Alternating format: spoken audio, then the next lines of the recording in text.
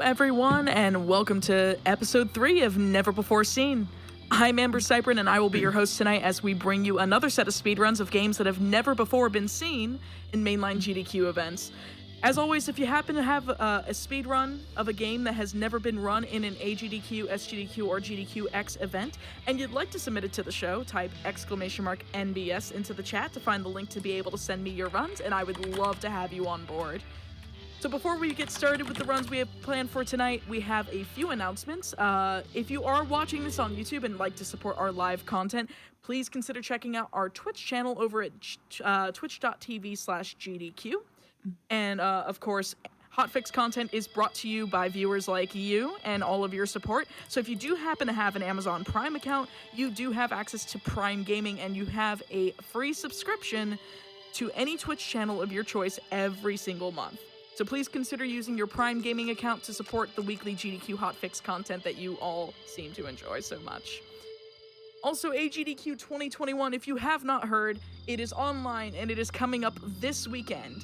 From January 3rd to the 10th, we're going to be having a week-long marathon benefiting the Prevent Cancer Foundation. So if you want to check out the schedule, or if you want to see anything else associated with the event, go to gamesdonequick.com for more information. So for tonight's show, we have 3 awesome Metroidvanias lined up for you all. If you type !NBS info in the chat, you can get what 3 runs we're doing tonight. And I'm really excited to have Perilous Peanut and Rufon here with us to show off SteamWorld Dig 2. I won't delay y'all any longer, so I'm gonna go ahead and turn it over to them to introduce themselves and get this run on the road. Hello, I'm Perilous Peanut. I'm gonna run this game. Hi, I'm Rufon. I also run this game, and I'm commentating. Rufon? Yeah, hi. I'm Rufon. I'm also running the game. So, I also run this game, but I'm not going to be playing, but commentating. So hi. But yeah. So for people who have never seen this game, this is a Metroidvania digging game made by Image and Form. So the category I'm gonna be doing is any %.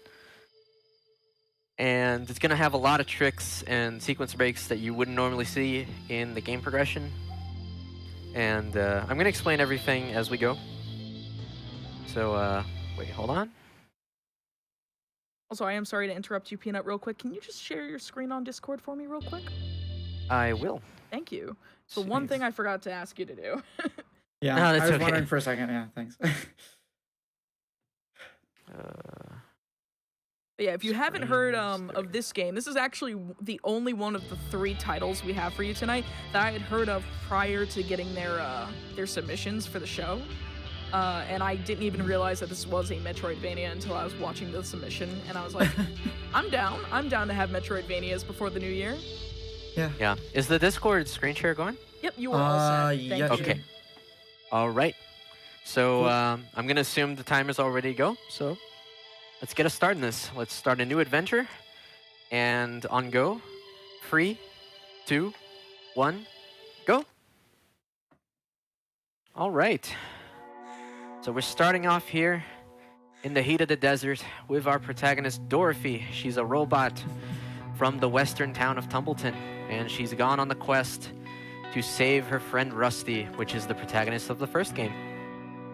So we're just going to do the intro here.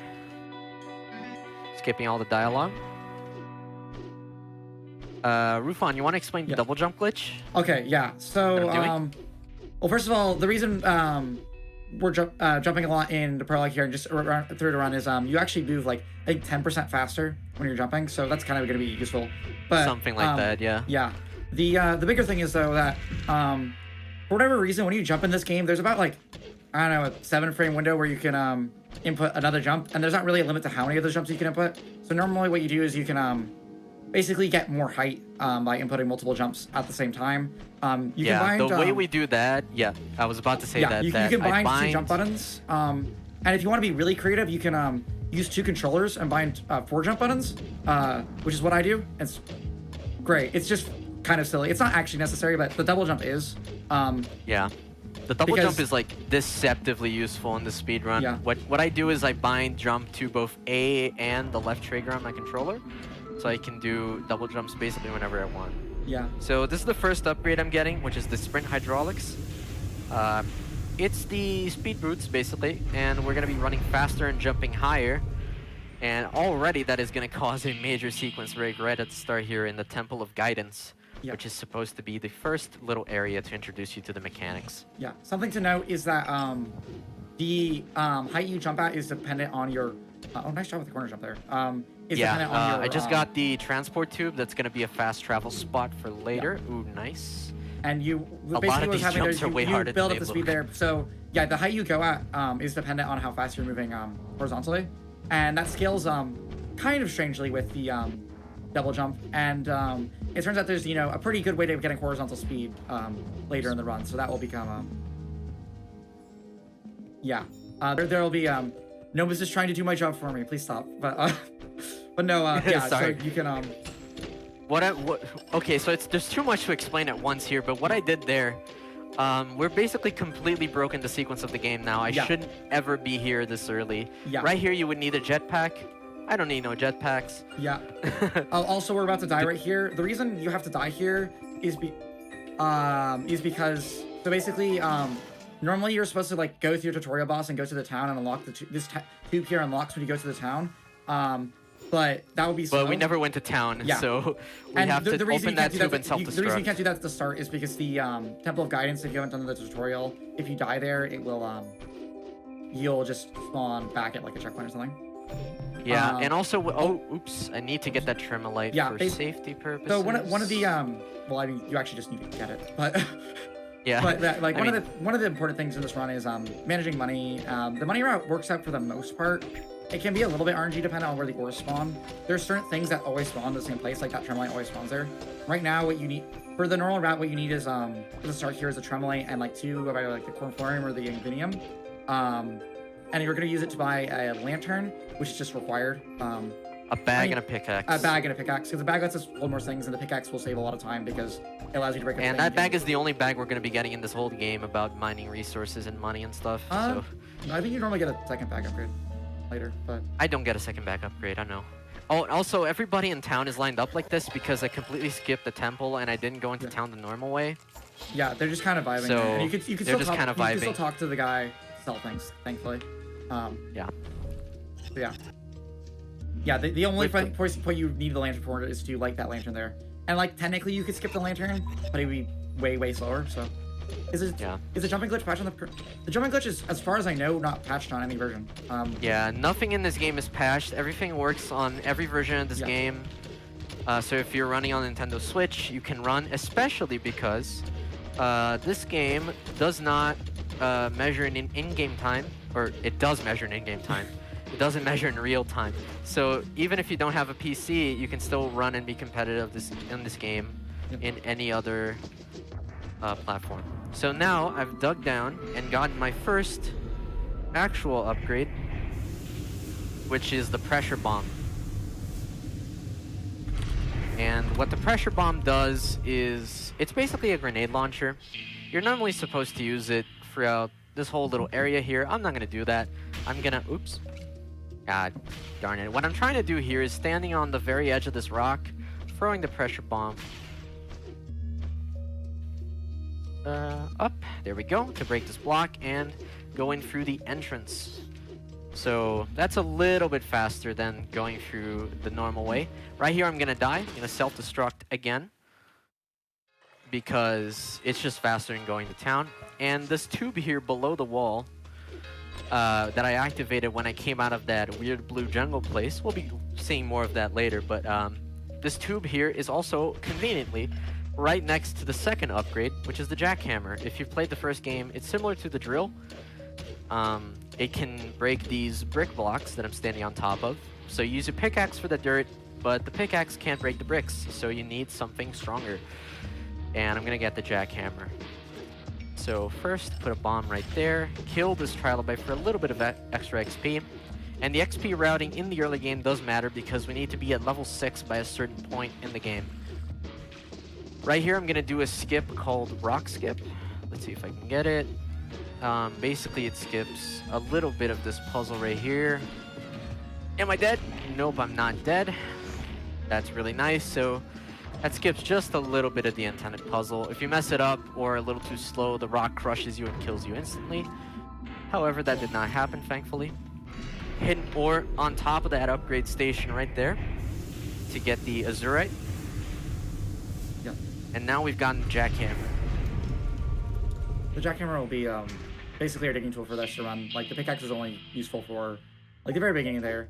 It's used a little bit because there's certain things that'll break one hit otherwise, but yeah. And as far as if you're wondering, like, why we kill the snails at the start of the run, well, there's multiple reasons. One, the XP gain is necessary for after Temple of Guidance, but two, they can drop blood rocks, which I think are like a 1 in 50 chance drop, which really help out with the money routing, like, overall. So yeah, that's kind of why the snails get killed at the beginning. Unfortunately, it has to happen though, because the snails in this game are very annoying.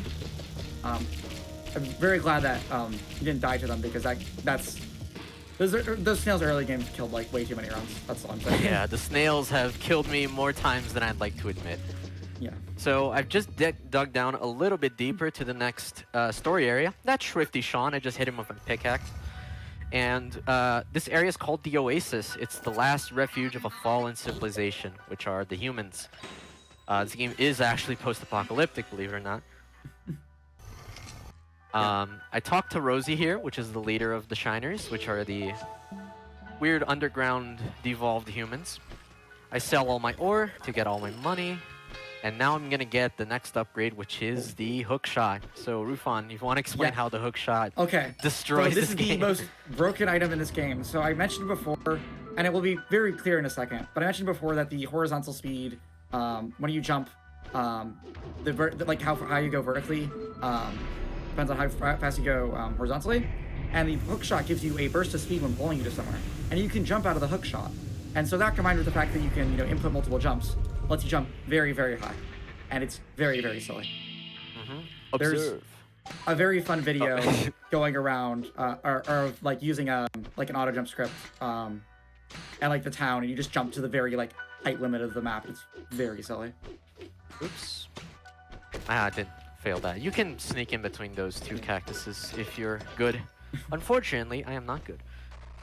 Also, these yellow cogs that I'm getting are the upgrade cogs, and they give you certain modifications when you get certain upgrades. So now I'm going back to the Temple of Guidance, and now that I have the hook shot, I'm going to take out the first generator. So there's 3 generators in this game. You need to kill all 3 to open the door to the final boss. And I'm going to do the first one right here. And we're doing the first one now because it doesn't require any digging upgrades. Yep. And as you saw just there, being able to jump all the way up there really fast because of the grappling hook there. And that's not even the worst extent of the grappling hook that you'll see. When we get to the Fire Temple later, you'll see the worst thing ever. Yeah. And it's also worth mentioning that this is basically the tools we'll have for this run. The only other upgrade that's gotten is the armor upgrade, because well, it's technically skippable. I don't think it's going to be a long time before anyone's actually going to bother skipping it, because it doesn't save that much time. And skipping also, it is not RTA viable at the moment. Fighting the final boss in this game is decently RNG and also genuinely difficult, given the route, and it makes it a lot safer. Plus, there is a gem worth a lot of money there, so if you decided to skip it, you would have to find another way to not get or to make up that money. So oh, I didn't get the swag strat. There's a really big jump you can do there with the grappling hook. So this is one of 2 chambers that I have to complete to open the door to the generator. Oh, also, because someone mentioned in chat, Image Inform, because of 2020's been a rough year and Christmas is a time for giving. They're giving away 5,000 free copies of any of their games if you sign up for their thing on their Twitter. So if you want to get this game, try to sign up, see if you can get it, because this entire series is really, really great, and they're really fun games. Yeah. And now on to the Chamber of Arrows. See if I die here or not. Hopefully not. This chamber is... I'm gonna go for Neo strats. I mean, either you go for it or you just take damage booster, so it's not like too big a deal. This chamber is kind of... I'm gonna go for the See the Matrix strat. Oh no, I got hit. Well, yeah. But there goes that. That's the other thing. With the grapple boost there. Oh, that's unfortunate. With the grapple boost there, if you continue to jump, you will maintain the horizontal speed. It's kind of weird with it because I sometimes don't feel like I'm going faster, but it's relevant for how high you'll go, which I'm not sure if, we'll end up going for it, but will be something later. Which one are you talking about? Golem skip with the grapple boost. Oh yeah, I'm doing the grappling hook one because it looks really cool. Okay. Oh wait, I think I'm. Oh, I'm thinking of something different. Just gonna do the large jump, or? I'm gonna do the large jump. I'm not gonna do the. That's okay. They're both very silly. They're both very slick looking strats. Yeah. All right, so now this little final chamber here, I just have to wait out the arrows. Yeah. I have to be in a specific spot, and then I can grapple onto the wall here, in between these two arrow launchers. When they come out, I don't get hit. Yep. Thankfully, these arrows always right spawn at the pattern, end. So. Yeah. It's always the same pattern every time. Let me get this cog. Open the second button. Normally you're supposed to have a jetpack to get here, but this is where the grappling hook and its momentum come in very handy. I very dislike this jump. Yeah, this jump can be really annoying sometimes.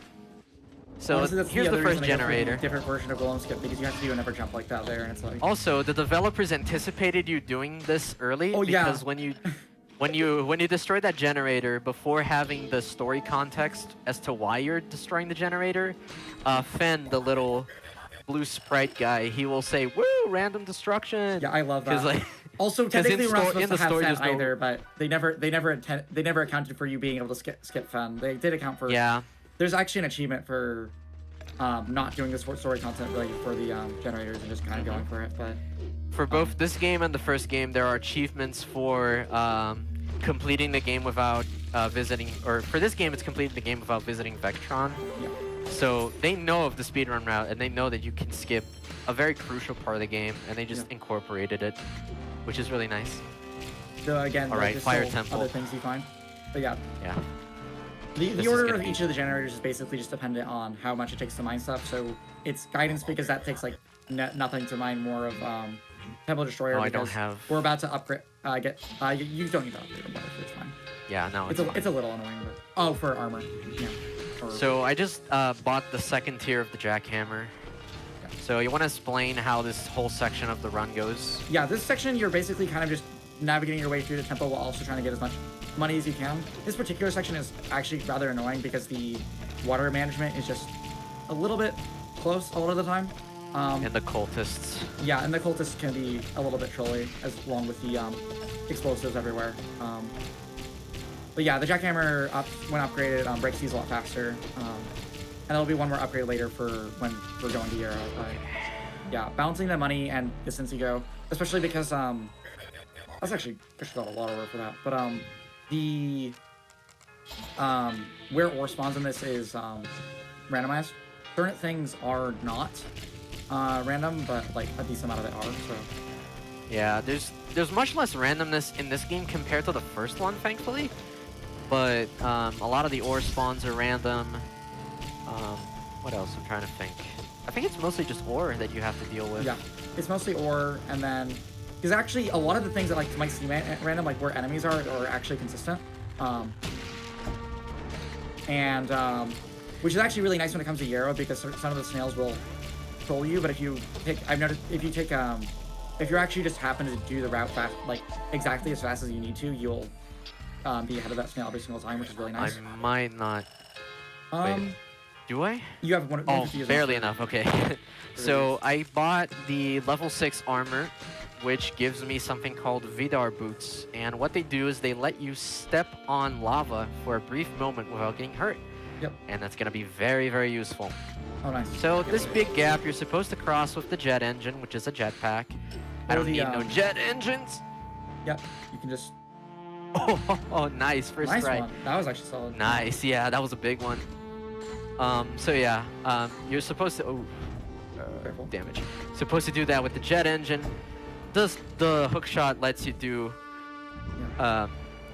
crazy speed stuff to get you a lot of height speed, and you can get up here early. Yeah. The fun shot is doing this with 3 hearts and no Vidar boots, so. Oh yeah, that Oh, the one thing that's the not going to be masochist relevant right version now of because the you're not strat. doing it quite right now. But the fun fact is golems actually don't deal damage to you like when they're first loaded in, which allows you to run across the top of them. So yeah, that's nice. And like even these lava, and as I was mentioning before, like things are kind of like even like these lava drippers are on like a constant cycle. So like when you load into them, I'm not entirely sure when that loading happens, but like if you, I think nice it's thing based about- on the screen, maybe. I think so. Yeah, I took Also- that last part really. Oh, Jesus Christ! One heart I have left. died defiant following there. Good for not, but All right, so I go back to town just to fill up on health because that was too close for comfort. yeah. And now I'm gonna. Okay, so this is where the Vidar boots really help. Yeah. This is also one Hop of the and a skip across the river of Yeah. lava. Yeah. This is also where I find it really nice having an extra jump button because jumping across the lava, you can just finger the keys and you never mess it up. Yeah, you can time it or you can mash it. I time it.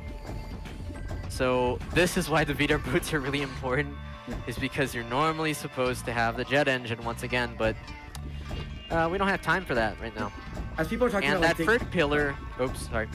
no, I was gonna say as people are talking about Dig Dug and stuff like that, this is kind of similar to that kind of style. It's a lot of like you dig and you upgrade yourself and get more progression of it. It just so happens that the 90% run happens to work out that you just are able to skip most of that. But Yeah. Okay, I'm gonna sell this off, and the start of this section, I need to have what 725, I think. you need 675.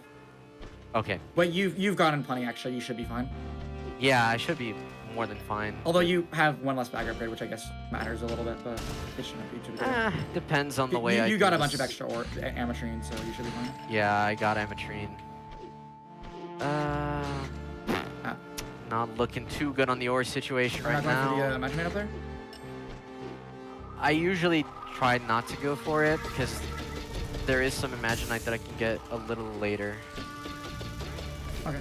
I'll maybe open this if I need Imaginite actually. I think the one down here is a bit... Yeah, I mean you can get the one down here. I think this one's a bit slower, but it's not like the end of the world. Yeah, it's not the end of the world. 1, 2, 3. Those cultists are really annoying, by the Yeah, way. they will just... They can mess up your day. Like, you won't be expecting it, and then they'll just hit you like 6 times for no reason, and then you die. Yeah, so I'm getting the Sun Armory's Ultra Composite Armor because any percent, for humans anyway, is basically impossible. Well, yeah. Skipping the armor is... Very, very bad. I floated the idea around for a bit, and I realized, like, getting into the armor and then leaving takes, like, 38 seconds. Most of that's... It's, like, the upgrade animation is 15 seconds. But the main thing is there's a Imaginite back here, which is kind of critical for the money routing. So I don't really know of a non-heavily RNG-dependent way of avoiding, like, making up that money. And then you would still Yeah, have to do the final boss. I think it lines up just perfectly enough to where Yeah. the armor helps while also giving you, like, an instant Imaginite, which I think... Is Imaginite the one that's worth the most? Yeah, it's worth 80. I think it is. with Yeah. most. Yeah. I feel like there might be like So- some like very, very rare one that was like more smart, but I really can't remember. Oh, nice. I can't That quite Imaginite recall. sometimes Oh, spawn nice, there. yeah.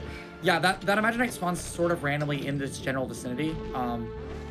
Because some of them are fixed, some of them aren't. Like the one that was bombed earlier is fixed, but the one that you got there is not always right there. Which is pretty nice to grab that because it is. Oh man, my bag got full Yeah, no, already. I that's- didn't expect that. You have So more I'm than gonna enough. get the tube up here. Yeah, more than enough. You probably Very be able to comfortably. get that pressure bomb upgrade as well. So Yeah, let's see with how much I end up here. if you have 700, yeah, Oh, yo, man. you have plenty. I have plenty. So I can get the Ivan Drago and yeah, one of the jackhammer upgrades is literally called the Ivan Drago, by the way.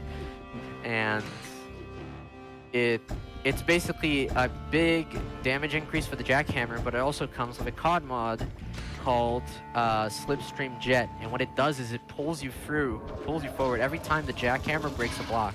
Yeah. And you're gonna see how fast that is in just a second. The First, task I'm does some because that gives you a speed boost that also applies to jumping, and the task uses that to some very good effect. Although unfortunately, because it's so So- late in the run, it's not used too much. But yeah, So now we're heading to the last generator, which is in Yarrow. So thankfully, we opened this tube way up here. yep. All right, this I'm is gonna be your- grabbing money because I Yeah, need this the is your armor. alternate digging route, so Rosie doesn't. So Yarrow, as you can see, I'm digging very, very fast. Oh god, snails, snails, Oh, snails, snails, nice, get okay. away from me. Okay. I hate these snails. These snails are the bane of my existence, Yeah. and they're just really annoying. Nice, okay.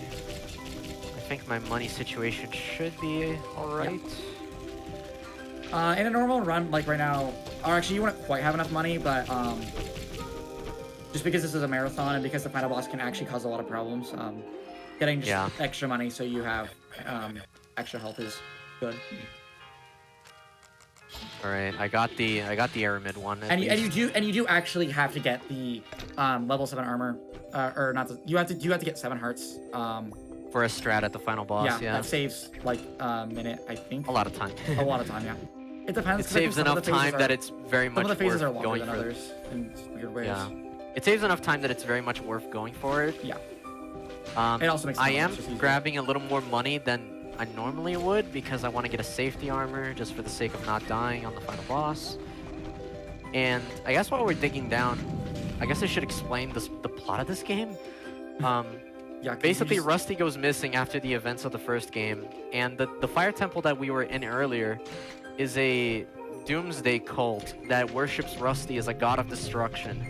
And the devices that we're destroying are supposedly causing huge earthquakes and are going to bring about the end of the world, so we have to go and destroy them. But there may be a twist later on that Oh no. proves things are not so simple. Oh. Oh, Jesus Christ, that was... Oh my god, I wasn't paying Careful. attention. Yeah. Those rocks can. Oh, man. Yeah, those rocks will. If you're not close enough for them to kind of like squish you out, will just instantly kill you. I had a very fun run once where I had one rock fall onto me because a snail hit it, and then another rock fell on me because like the thing under it disintegrated. It was very silly. That was too close for comfort. Getting crushed to death accidentally is how a lot of runs go to die. Oh, these snails. I hate these snails so much. I'm grabbing a few extra cogs just for... Yeah, because you can get the bitter beats to the final boss, which isn't super necessary, but it does help. I still go for that most of the time. It's helpful. It Yeah. helps, yeah. Alright, this section is awful, nasty, awful. I don't like it. Yeah, it took me a while. These purple I took a things different are- route than this, especially because like regards to money. But it took me a while because there's like two snails that got like problematic. But then I eventually just realized like if I just go fast enough, the snails don't cause problems, thankfully. But you don't always go fast. But enough, even and if then you the do snails go can- fast enough, the snails will just find a way to cause problems. Yeah. Even Well, in it's your because the run snails will anyway. like detect you in a certain way, and so if you happen to go like at a certain speed, they'll just be at the exact right point in their cycle that they don't cause problems. But Getting diamond here. still, they'll sometimes cause problems because yeah, the poison blocks are nasty. And also, yeah, getting that diamond there because money routing. That's in the normal route as well. I wonder if I'll have enough after this. Also, if actually. you're wondering why, it's about to come up in a second, but the pressure bomb got upgraded. When you upgrade the pressure bomb, it increases the distance you can shoot the it. range of it. Yeah. Yeah. And that allows us to skip Ramjet Vigor, I think is what it's called. Which requires the jetpack to get anyways, so. Yeah, but because we don't have the jetpack, we never went to Vectron. We're gonna have to be creative and find a way to get around that required room that normally necessitates Ramjet Vigor. These mosquitoes are also kind of annoying sometimes. Yeah. I think I'm getting close to the bottom actually. You're almost there. Well, actually, no, Yeah, there's I'm a few more. almost There's a there. few more layers. It's this one. Then there's the one. Actually, you're As going. long as Okay, the you're going. snails behave. You go there. Then this is the one where there's a snail. A thing there. You mine a little bit further. Oh, and you... There's the congregation Come of on. poison mosquitoes, and then that will never give you water drops ever because you know. That snail's gonna land on me. Because like, okay, ideally the way you would do this is you would be killing the mosquitoes so that they give you water drops. But the truth is the mosquitoes will never give you water drops because they hate you. Yeah, the game can smell your fear, so every time you're on a good run, nothing good happens ever. Yeah. Alright, so this is the Yeah. this is the room where we need Ramjet Vigor normally, we need the jetpack, it's a whole other thing. But the developers were oh so kind that a level 2 bomb is just enough to reach that second block and get us past the barrier and down to the bottom of the arrow. Yep. Let me see if there's a little bit extra money. We're actually closing in towards the end here. This is going to be the last generator here. Yep. Okay, I have enough for the Doom armor. Yeah, sadly, those mosquitoes are not fairies. They are not your friend. Yeah. If you see a mosquito outside your window and it says, "Dude, let me in, I'm a fairy," don't trust it. Anyway, we're going to the bottom of the arrow here to get the last generator to open the door to the final boss. And because actually as a side effect that we skipped Vectron, the door to the final boss is gonna look that it's gonna seem that it's closed, but it's actually open. I think that actually has to do. There's technically another generator in the Temple of the Destroyer. Does it have to do with that? I always thought. I think it has to do with That's that because when I was playing randomizer, that only ever can become a problem whenever I activated that generator specifically. I remember getting really confused. I got really confused because I thought the randomizer actually made the room backwards because it looks the exact same as the other generator but flipped around. But it turned out. All right, with all 3 generators down, we're gonna head to the final boss. And oh my God, the final boss is Rosie. It's the leader of the humans. Turns out Rusty was not missing; he was kidnapped, and she's using him as a battery for a giant machine, and we have to go and save him. So I'm gonna. You need to. Oh Jesus. Okay. It's also worth noting that sometimes so the way ore drops, it's not really relevant right now because you've got plenty of extra money, but sometimes you'll be in runs where you'll have ore at the very end there, and then when you self-destruct, you're kind of just hoping that the ore stays there. It's a really fun part of the run. I love it. Yeah. RNG really isn't actually that big of a factor in this run, but there's certain small things. Yeah, and here's the big RNG yeah. fest. Look at that. Rusty has been kidnapped. He's been used as a battery to power a giant robot, and the generators that we were destroying were not actually like doomsday machines. They were siphoning the energy from this nuclear reactor that Rosie is using, and if we don't shut it down, then bad things will happen. So yeah, we need to give her a good lesson. So the first phase here, Rufan, if you want to talk about the phase skips. So normally what you saw there is you have to shoot the bomb into Rosie in order to cause her shield to go down, and then you could damage her. They fix the amount of damage you can do, but the fastest is to use a pressure bomb. And please, no, I didn't get it.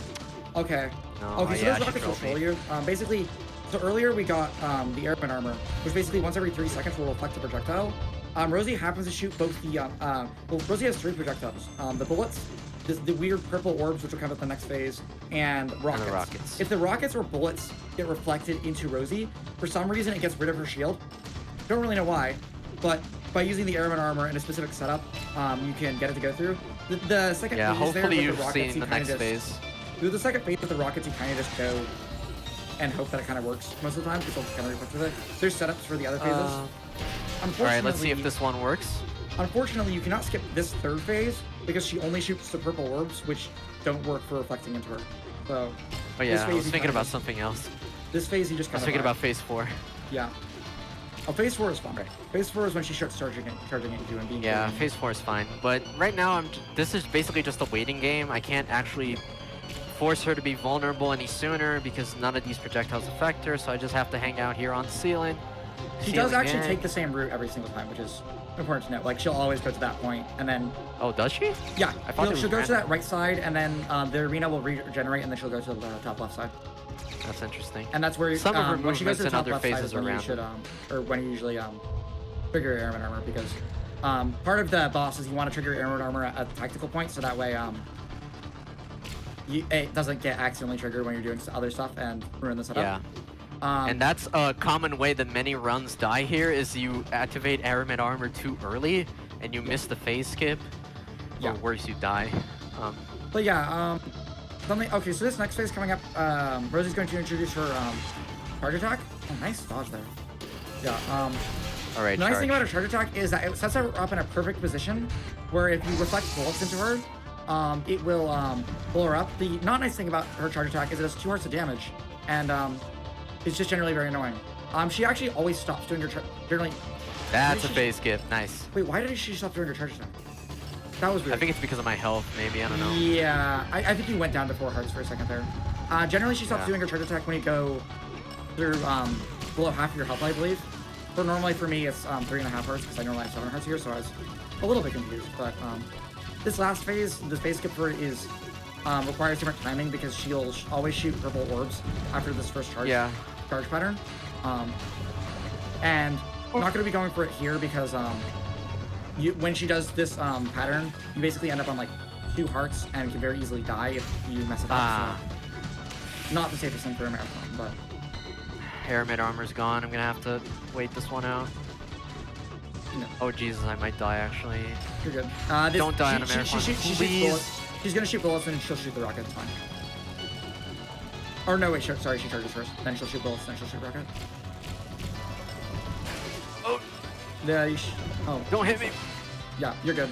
Shoot bullets, please. Oh, actually, yeah. If she shoots bullets right now, you might actually just get pyramid armor, which would be fine. Oh no, wait, she shoots the rocket right now. Yeah. Okay. She shoots the bullets. Okay, Rosie's down. Ooh. Nice. Yeah, there it is. Oh, well, okay, there's this one last part here. And this part's really perplexing to me because one time I saved 20 seconds here and I have no idea how. And because this part is Oh, by the way, literally- just hold on a second. For time, it's not actually when the boss dies, it's when the credits start. I'll let you know when. So, yeah, so we're just rescuing Rusty and going to the credits right now. Yeah. There's not really much you can do here. You basically just hold left and you then turn around at one point and then you skip cutscenes. Which is why I'm and still so really now the perplexed planet's how I saved 20 collapsing. seconds. Yeah, the planet's collapsing. We gotta get out. Yep. But, oh my god, there's no way out. Fen, And I think this- Fen's gonna sacrifice himself to get us out of here. And Fen is normally a character that you see in the game, but I skipped everything, so sorry, Fen. Oh, Yeah. no. Technically, you skip Fen altogether, which also means you skip the minimap. This leads... The ending of the world here is what leads into Heist, isn't it? Yeah. Yeah. SteamWorld Heist takes place after this game. You might notice SteamWorld Heist is in space. And the reason for that will become very apparent. Yep. So it can't be a Metroidvania if the planet does not explode at the end of the game. So Professor Sherman has made a rocket to evacuate the entire possibility of El Maquino. And get ready on time, by the way. And time. Yeah. Woo! Not bad. Nice. Yeah. It is timed using So in-game time, I'm gonna which stick removes loads. the credits. Sorry. The credits aren't that long, so I'll just see what my in-game time was. But shout outs to the entire SteamWorld Dig 2 community. Shout outs like to 5 Rufon of for them? agreeing to commentate. Like all 5 of the people in it. Yeah, for we're a Q very small specifically, community. Yeah. There definitely needs to be more people checking this game out because even though the any percent run is very, very abbreviated, you miss the whole plot and you miss a lot Yeah, so of there's things that there's make this game, another like, category that I also run for this game, which is basically 100%. It's called 4 gold stars, and you'll see at the end here when the scoreboard comes up after credits. There's 4 categories in the game, which is wealth, secrets, time, and deaths. So if you complete the game really fast with $15,000 in total, with 0 deaths and 100% of the secrets, you get all 4 gold stars. And the 4 gold star speedrun is doing that, and it's basically 100%. And it's really, really nice. There's a lot of stuff in this game that you don't even get to see. We didn't even get to see Vectron and its scary-ass robots. Yeah. Yeah, No, this is a it was kind of nice for me because I played the game and then it was a year and then I started running any percent and I kind of forgot like where everything was and there's a randomizer for this game made by Kille, which I would recommend. Yeah. It's not it has some like due to the structure of the game it has a bit of weirdness to it, but it's overall like pretty fun. I recommend it. Ooh, 3204 in game time. That's very nice. Nice job. ooh. Very nice. My PB, by the way, is 31:15. I think this is the fastest I've gotten since I've de-rusted for this marathon. Nice. Like the no reset runs I was doing for practicing for this, they were 33s and 34s. So yeah, I'm really happy with this. Thank you guys all for watching. In case anyone's Yeah, curious, the that's- current world record is 25:03. Yeah. Also, the task for this game, if you were like, there was some interesting stuff with the grapple or the movement stuff. This takes that to another level. Just with the Yeah, really check out the task of this game made by Kille. You can see it on YouTube. So, if people want to find out more about the game or find out where they can find both of you, now's the time to go ahead and plug the Twitch channels, all that good stuff. You have anything Oh, you yeah, want to say so- to the Twitch? To the My the Twitch is chat? twitch.tv/perillouspeanut. I stream every once in a blue moon on a Friday the 13th when the planets align. So I basically never stream, but I do speedruns a lot. So if you like this game, give me a follow. And of course the SteamWorld Discord as well. Gotta plug that. Yeah, do you want to link that? I can link the Yeah. SRC page. Yeah. Okay. That I can do. Yeah. Yeah, if you're wondering about me, I stream sort of regularly. I've currently been working on trying to get world record in this. My PB is somewhere in the 26-minute range, so I've been working on that. But if you want to see that, I've been trying to do it. But yeah, this is a great game. I really recommend checking it out if you have, because there's not a lot of people even running it. I'd love casually- if more people ran this game. Yeah, even casually, this game is a treat and honestly a hidden gem. No pun intended. Can we intend the pun instead? I like Yeah, that. for sure. I That's can that was a absolutely great intend that pun. pun. Come on. I intend that pun with reckless abandon. But definitely check both of these folks out. Follow Peanut, follow Rufon, and check out SteamWorld Dig 2, even just casually. It's on a bunch of different systems. They're like, I actually did not give this series a second look until I saw the submission for this run, and I was like, this looks a lot like Spelunky, and I like Spelunky. Yeah. Except Yeah. it's just like Spelunky without the roguelike and with Yeah. like Metroidvania aspects, so much No, it's appreciated. super I'm fun. Like, really even- happy. All right, thank you everybody. Yep. Casually, really it's a happy lot to have different, you. and it's very good either way. So Yeah. would Yeah. recommend. So thanks for having us. Yeah, thank you. Absolutely. Thank you very much for being on the show. I'm going to make a very quick announcement right before we go off to a break, and we're going to be back with Odallus the Dark Call. Just as a reminder, AGDQ 2021 online is coming up this weekend. Perilous Peanut is in fact running the PS4 Ratchet and Clank version. PS4. Yes. Yeah. And Training definitely for check that both out. this and AGDQ has been very stressful, but also it's a wonderful opportunity. Oh, for sure. Like, definitely check that out. And that will be from January 3rd to the 10th. We'll be having a week-long marathon benefiting the Prevent Cancer Foundation. If you want to check out the schedule to find out when Peanut's running, or, you know, to see what other games are being run, check out our website at gamesdonequick.com for more information. And as a reminder, hotfix content like this is brought to you by viewers like you and your support. As a reminder, if you have Amazon Prime, you do have a Prime gaming account, which gives you a free Twitch sub every month to any channel of your choice for free. So do consider using that to support GDQ as well if you want to continue supporting the hotfix content. But that said, we're going to turn it over to a quick break, and we'll be right back with Verts505 running Odallus the Dark Call. Hello everyone, and welcome back to episode 3 of Never Before Seen. Once again, to reiterate, my name is AmberCyprian. I am your host tonight as we bring you another couple of games left for tonight. They are speedruns of games that have never before been seen in a mainline GDQ event. And as always, if you happen to speedrun a game that has never been run in an AGDQ, SGDQ, or GDQx event, and you'd like to submit it to the show, type !NBS into the chat to find the link to be able to send me your runs, and I would love to have you on board.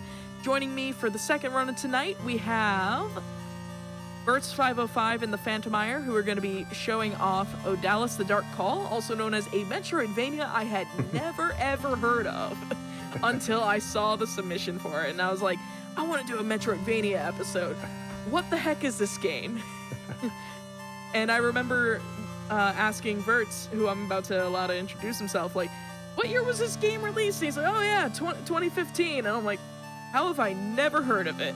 It looks delightful. But I'm not going to delay y'all any longer. I'm going to go ahead and turn it over to Verts and Phantomire to introduce themselves, introduce the game, and get the run on the road.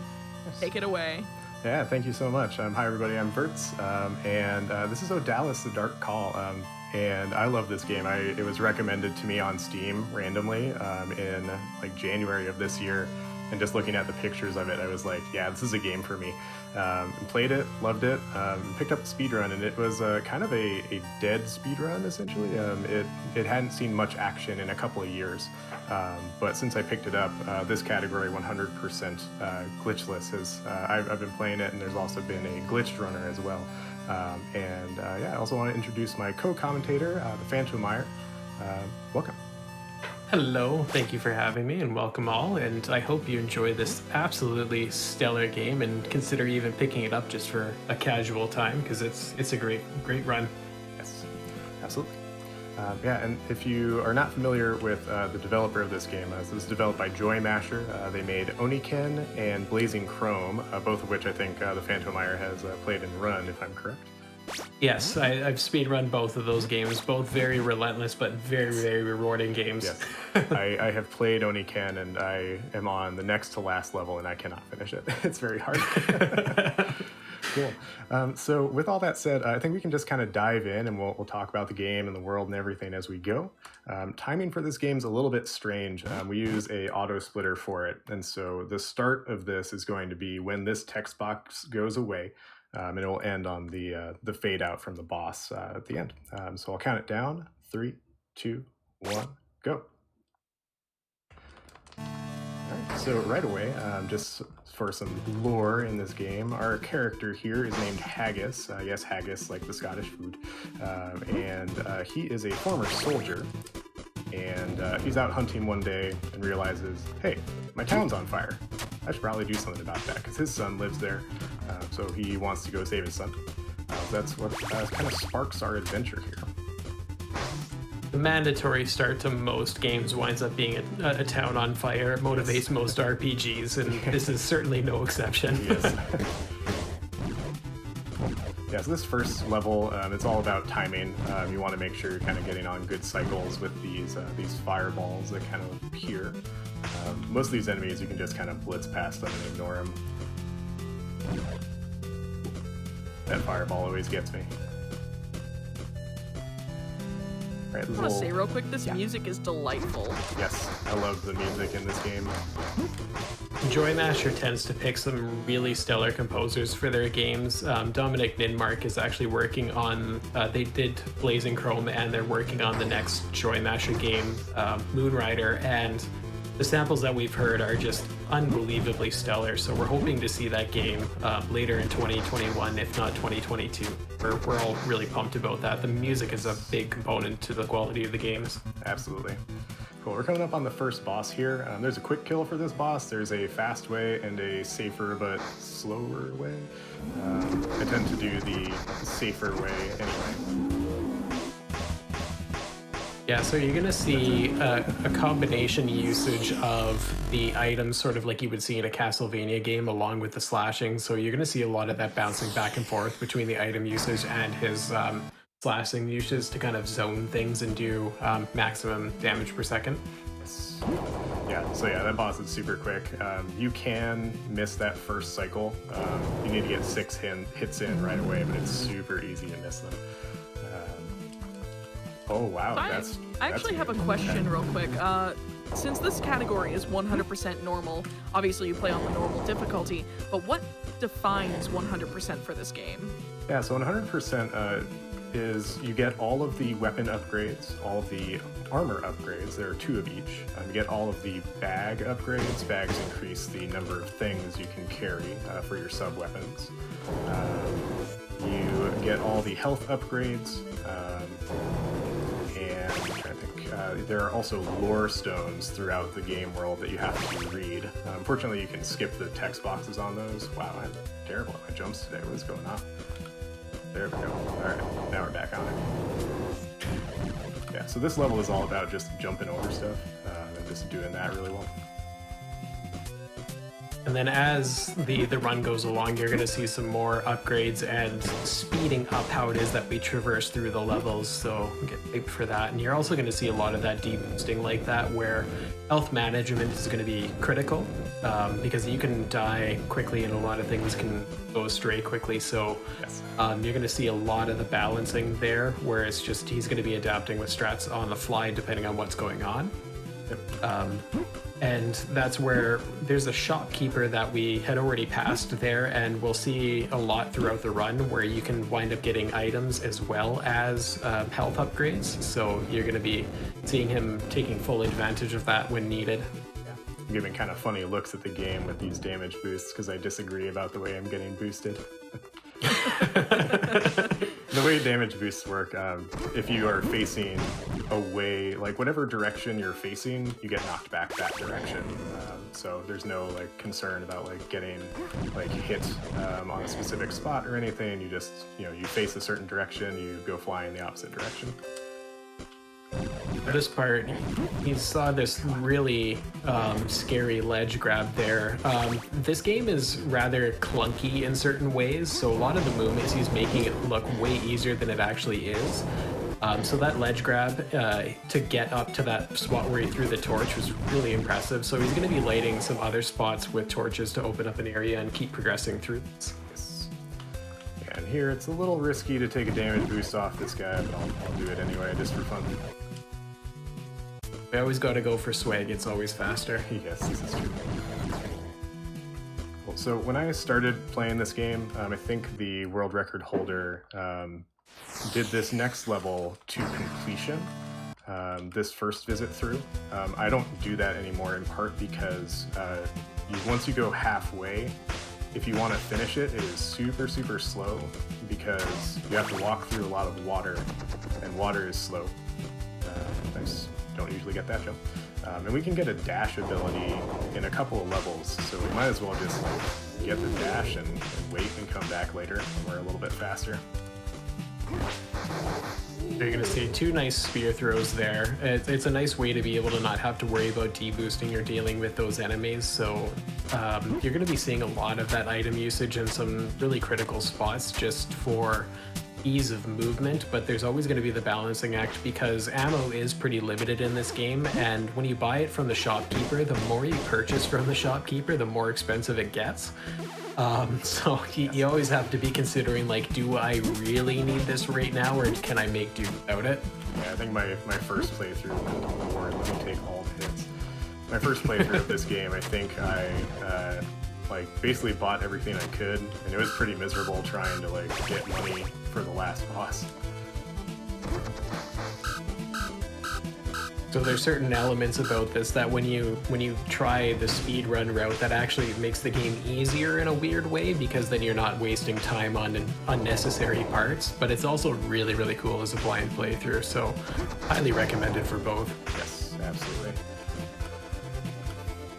Yeah, so we're coming up on a mini boss in this area.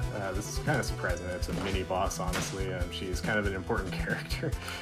She is one of the leaders of the enemy army that burned down your village. But she has a very simple attack strategy, which is rush at you and swing her sword.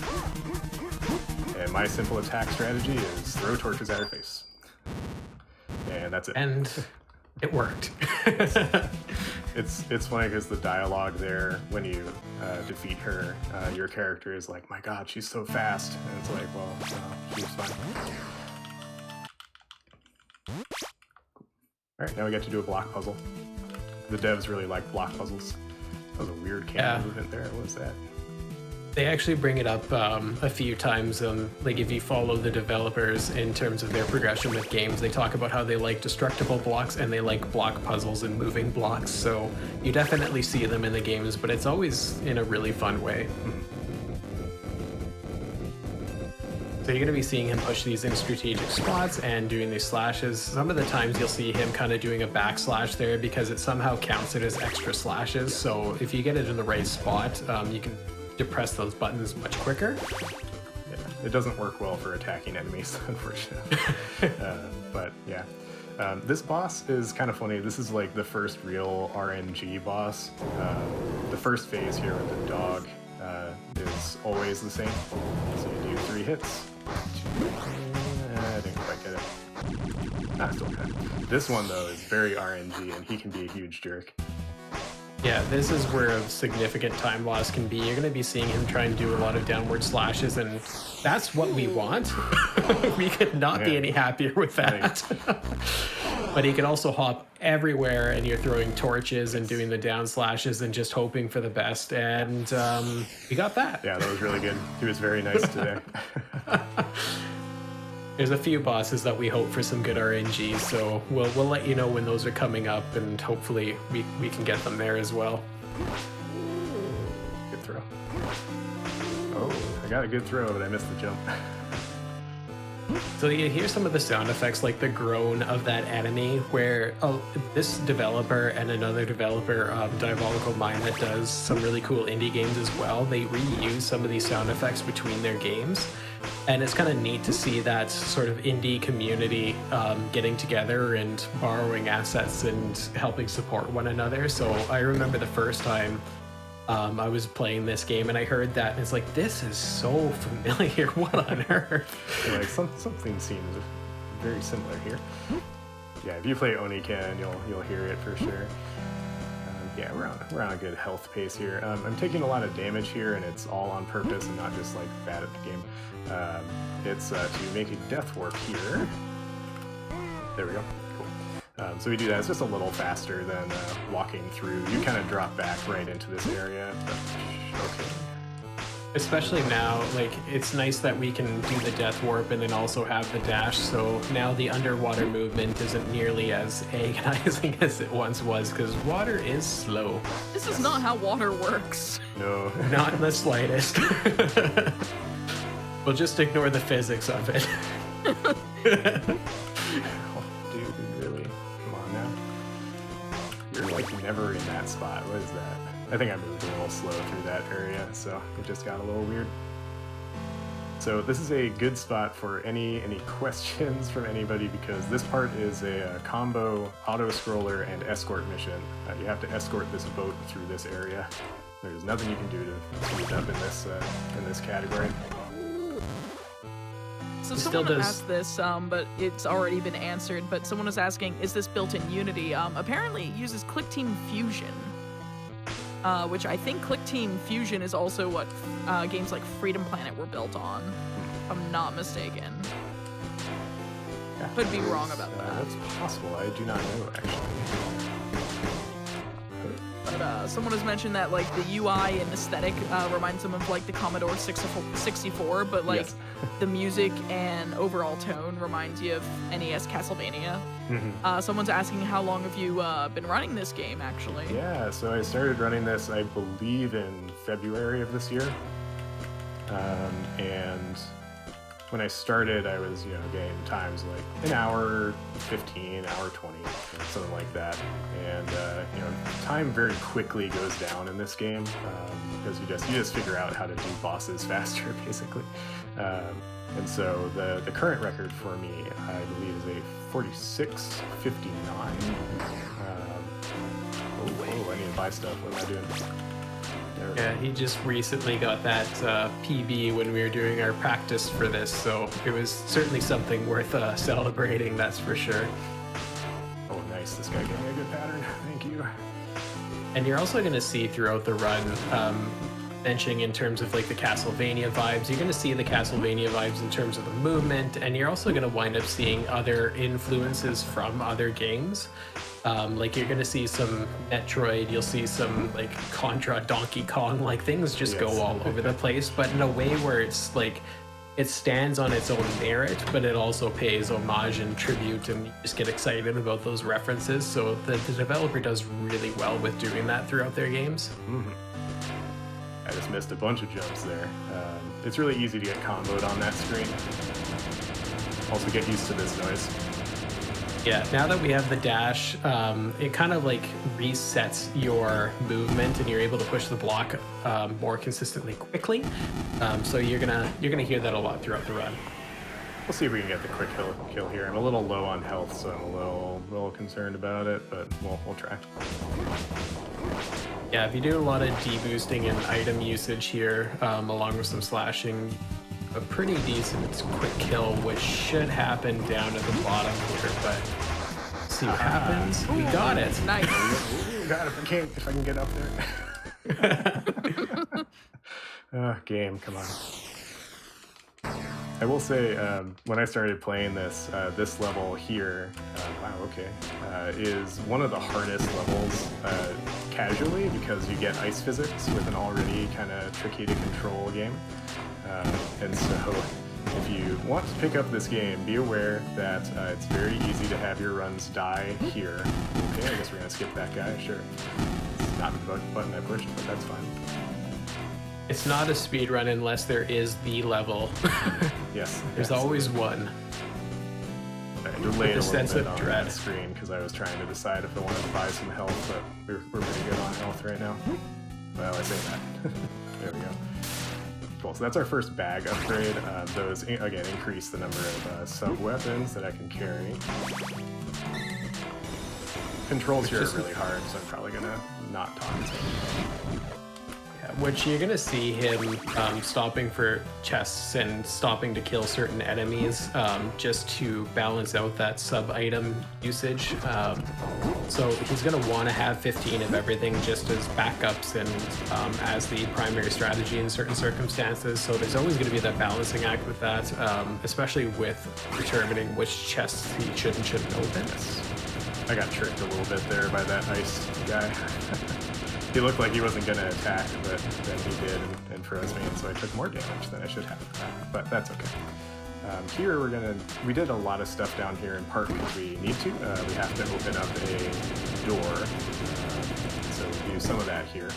We also want to get this upgrade, which is a double jump, which makes life a lot easier. Can you just breathe underwater, or are those bubbles Yes. there like? Okay. So I can, forgot to mention this actually. So we got an upgrade when we killed the boss, the mini boss. We didn't kill her, but defeated her. The mini boss in the second forest area that we went to. We got a scale that lets us breathe underwater. We have our Zelda logic. Yes. Yeah, Okay, because so I was very exactly. curious. I was like, are those bubbles there for just aesthetic, or is there an air supply? I don't see an air meter. What is Haggis doing at that point? How do you do this, Haggis? Yeah, we've gone more Zelda route rather than a Sonic route here. Yes. No scary music that terrified like every child trying to play Sonic. Can confirm, like, I come from the Sonic community, and my first video game ever was Sonic 2, and I would not play past Chemical Plant because of the scary crushy blocks and the underwater segment. Yeah. As a kid, and to this day, I always fear like underwater sections and crushers in video games because of Chemical Plant. Okay. And now that we have ice physics, we also now have wind physics Yes, on wind top of physics. that. This So screen is not fun. It's really he easy made to that just, look like, go flying. way easier than it is. I got lucky with some of the platforms. You can, if the platforms are rising up, you can kind of like glitch on top of them a little bit. This is excuse me, not glitch. You can trick on top of them. It's a glitchless run, but we use a lot of tricks. So you're going to see seeing a that was lot of item usage just to get through that boss quickly, and we're almost there. Boom. I messed it up a little bit, but I started a little too early on the attack, but that was all right. But still a pretty quick kill there. Yeah. So you might notice we're at the end of the map, but we're gonna leave. So we can go to the end game level, but we actually can't do anything there. There's a, hey, don't go that way. There is a barrier in the way, and so we're just gonna ignore the barrier because we know it's there. Casually, you might not, as you might try to go there and then be like, what am I supposed to do? And you realize like, oh, I guess I need to go revisit levels. So the game kind of forces you to finish all the levels, at least to finish the bosses off, but not necessarily get all the things. And again, mentioning back to before, the reason that we're doing a lot of the revisits now as opposed to getting some of the items we could get earlier is just when you have the double jump, you have the dash, it just makes life a million times easier, especially considering how punishing some of the jumps can be. So having that nice backup makes a big, big difference. I just swing my sword and miss. There we go. There's kind of an accidental technique here. I think it's accidental. I don't think it's on purpose. If you are dashing and you hold down and you attack, you do like a cool little like slide attack. I don't think it's intentional, but it's a nice little thing you can do. A couple of spots where it comes in handy.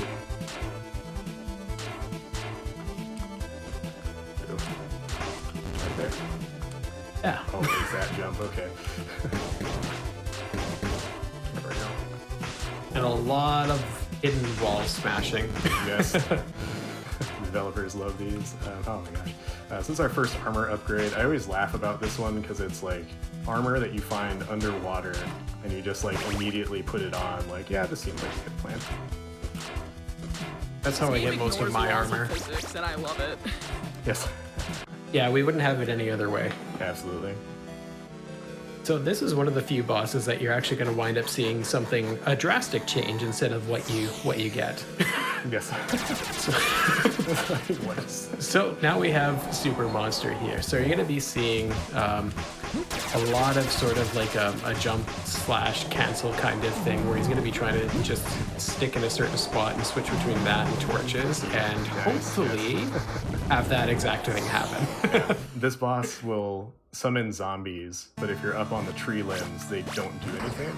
So the best thing he can do is just like stand there and spam his zombie summon, because then nothing happens to you. Which is exactly why, going back to earlier, the health is so important, because it can be really scary to do that kind of thing and quickly, but if you just have enough health for it, like you're totally not at risk at all. More blocks and yeah, more block puzzles for you. There's another spot where you can do this on your first visit through. I don't recommend doing so because it is slow. I can assure you, somebody who recently did a blind playthrough, do not do this now. It's pretty hard. I think I did this the first time that I played. We just went this way first, and it was pretty miserable. You also, if you do this your first time, come on, you can't do a cool little trick, which we can do now, which is throw a spear here, and it falls in this hole, and then you just push the block in the hole, and you skip a little bit of the puzzle. Nice. And it's actually a pretty dangerous puzzle, especially if you visit earlier, so it's nice to be able to have that as a backup instead. I'm gonna have to especially take this safe. I don't want to die. Yeah. I can take one more hit, but sometimes those hit you twice. And it's I mean, It went too quick. They do that sometimes. I don't know. Too fast a speedrunner. Yes, I did too good. The double jumping and the dashing in this game reminds me a lot of my time playing Mega Man X4 as well. Yes, absolutely. Yeah. It's very similar, but it has like its own level of like kind of jank to it. Like this shouldn't work, but it does. Yeah. The dev likes the X series, and you'll see some influences from that for sure, and that's definitely a deliberate Absolutely. connection there. Yeah, we do have like a little bit of a like zero saber dash cancel kind of thing as well. We use that a bit on that like snake boss in the aqueducts. Wow, I landed on top of that guy before the spear killed him. Interesting. Cool. So yeah, I know how you use the spear heavily, and then you get to bosses, and you're like, fire to the face. We're gonna do that. Yeah, the damage in this game is kind of weird. Should probably talk about that. So your sword does like 1 point of damage per hit, right? And you can upgrade it. Your level 2 sword is just faster. It still does one point of damage per hit. Your sub-weapons do different amounts of damage, though. The axe is the same as your sword. If it bounces off of something and you get a little like reflection off it, it can hit twice. Doesn't always happen, but it can. There we go. The torch can hit once or twice. It depends on placement. The lance does 3 damage every time. And so that's kind of your strongest weapon until you get your level 3 sword, which we won't see for quite a while. Yeah, and the big thing is, even though that it still only does 1 damage per hit, like you said, it goes quicker, so we're doing more damage per second with it, so being able to do those quick slashes is a much more efficient method where it's viable. Funny miss. You'll still always see the item usage balanced out throughout the run, but where he can continue to hammer down on the slashes, you'll see a lot of that, especially once the upgrades come up. Okay, hi. That guy likes to show up and just get in your face. All right, cool. We're past a bad spot. Yeah, no glitch there. Yeah, I've only had it happen one time. I was on a really good PB pace, and damage boosted through that those like 2 green things, and they shoot out spores, and one of them just started like infinitely spawning the spores, which I had never seen before, and it made all the other sprites disappear, and so this guy never showed up. And then I was playing around too much and got over on the left side and glitched into the wall and disappeared off the screen. And then I couldn't progress, and so I was like, well, I guess I reset.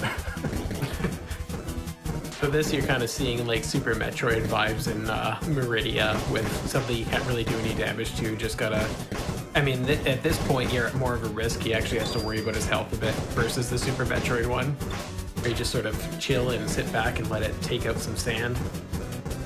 This guy makes me laugh a little because your walking speed during his slower phase is faster than his walking speed, and my walking speed is still faster than his walking speed anyway.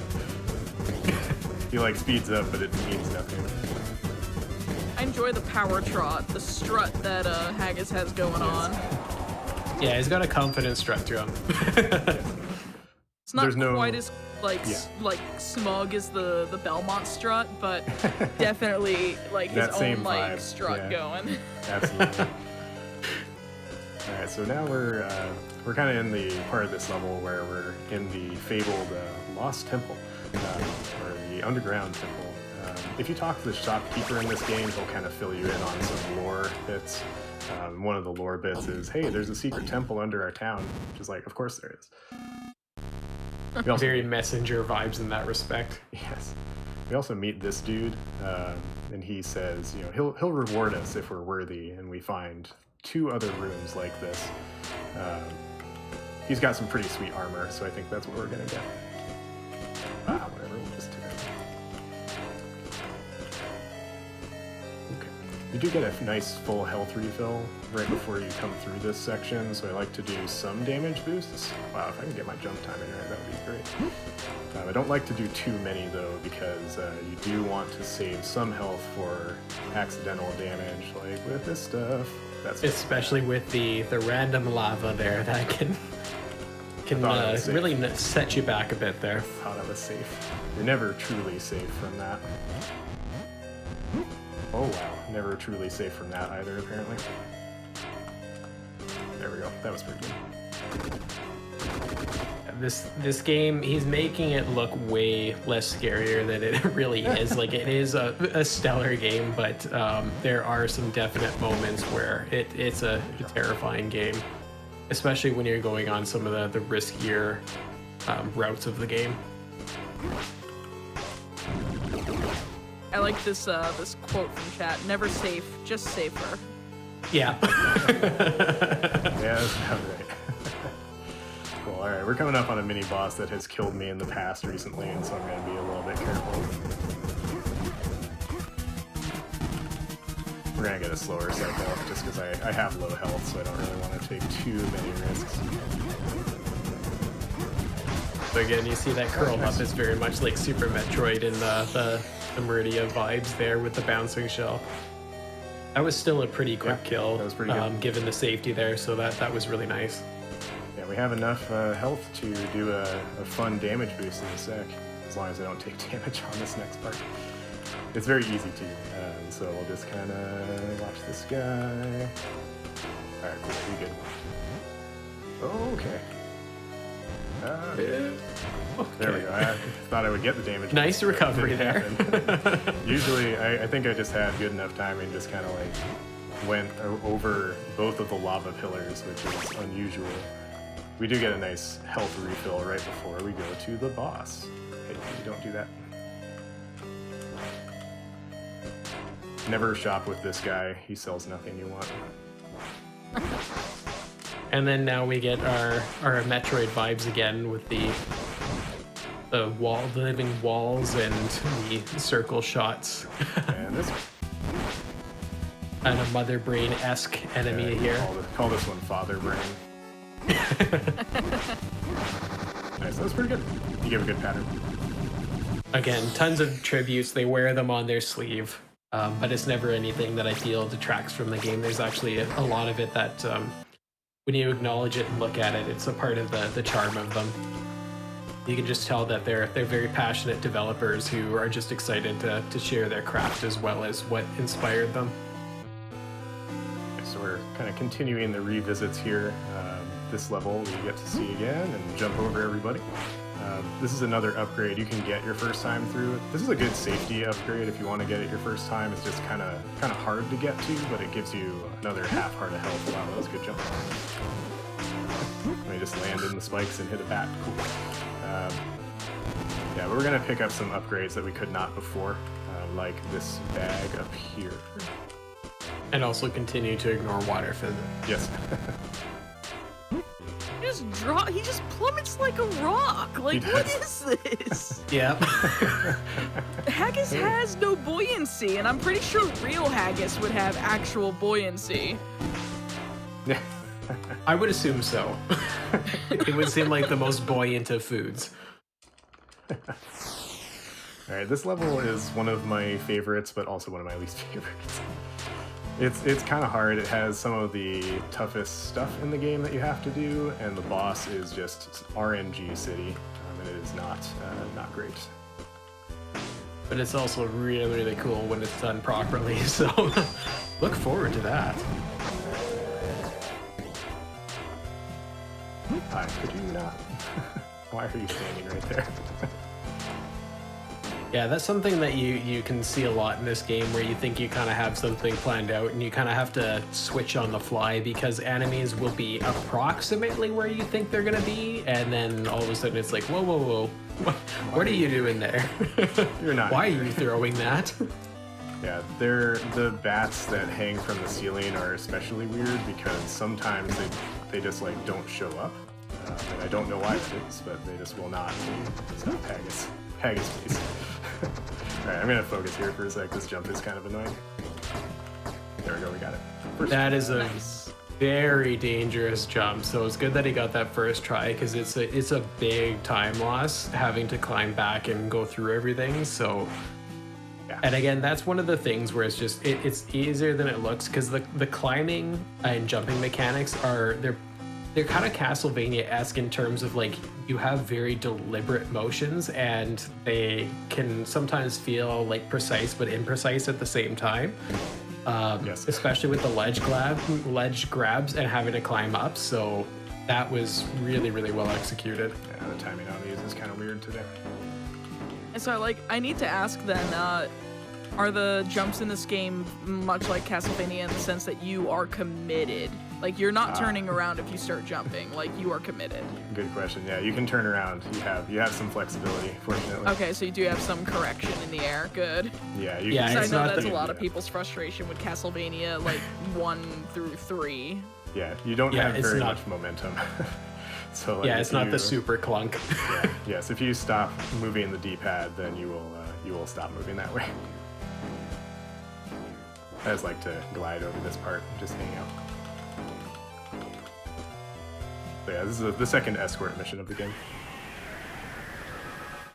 We also get to meet our boss in this level, who is my nemesis.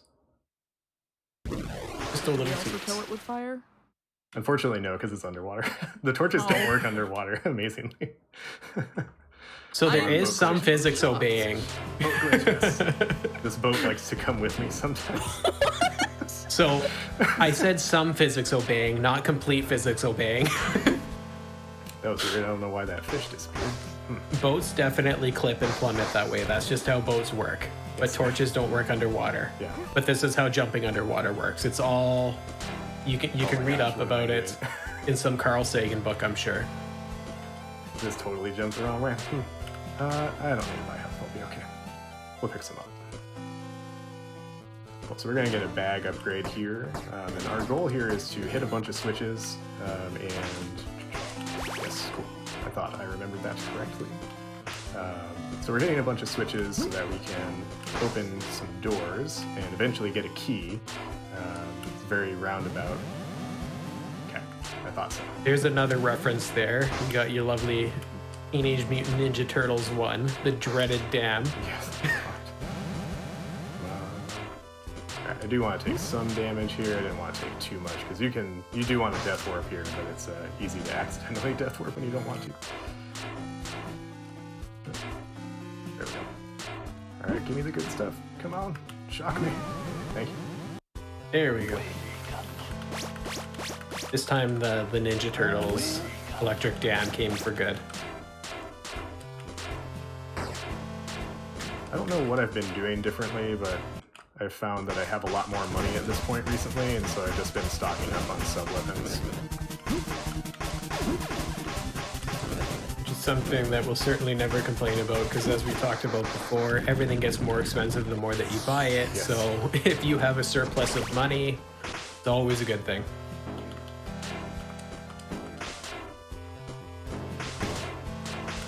You get a little extra money here.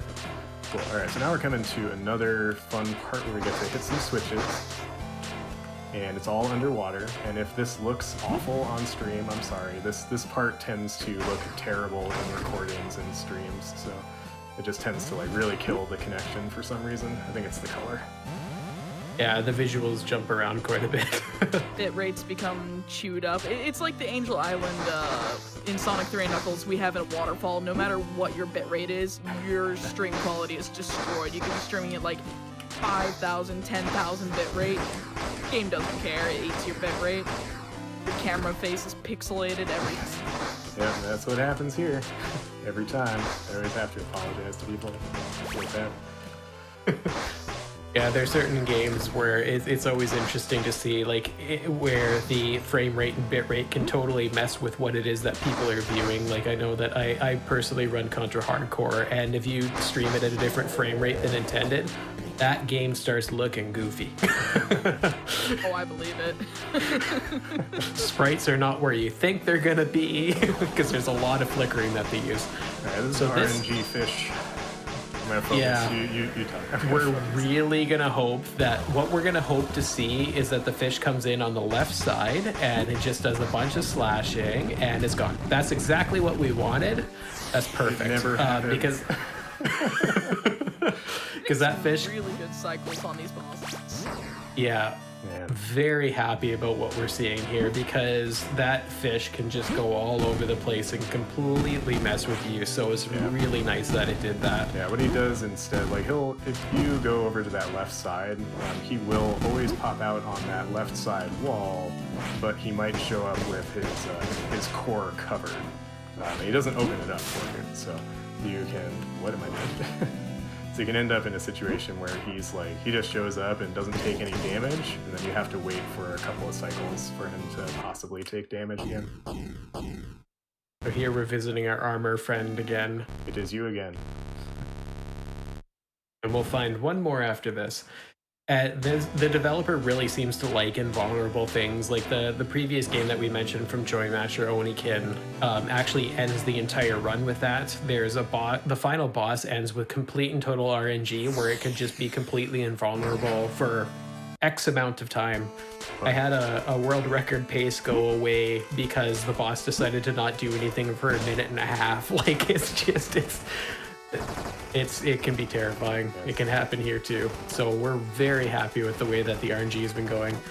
But now we're seeing some Donkey Kong-esque minecart usage here, which she's gonna have to focus on, because when you bonk and go in the wrong spot, you have to restart the whole section over. I almost messed it up. Yeah. I jumped when I shouldn't have jumped. So don't do that if you're gonna run this game. All right, we're gonna take a safety checkpoint if I can activate the checkpoint. This boss, there's a pretty reliable way to do it, which is throw torches and slash. But sometimes he can be a jerk.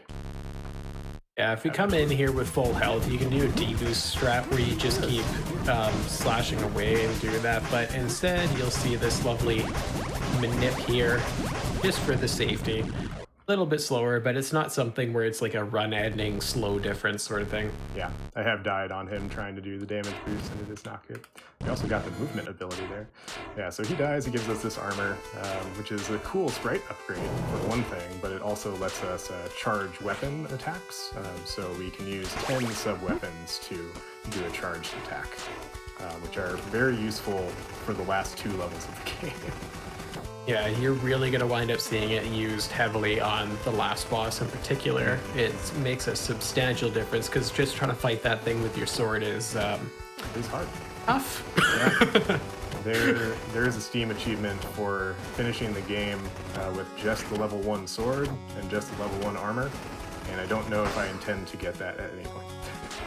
I imagine that's one of Game those is hard. 0.1% It's one of the completion very, rates. very low completions. Come on. Alright, we're good on money, we're good on items, so not too worried about getting some safety money that we could get. Yeah, so this last level has a bunch of secrets that we want to find, and most of them are just kind of on these minecart segments. We're going to see some tricks with these minecarts, not glitches, but tricks. So if you go out of bounds with those minecarts, it resets your position. But if we stay in bounds, then we're good. Someone in chat just said, "Oh my God, he looks like box art Mega Man." You know what? He I can kinda see does. that. Yeah. I was Yeah, about box to say, art Mega Haggis Man. is now intimidating looking, despite having a very unintimidating name. Yes. But now nope, the intimidation just went out the window.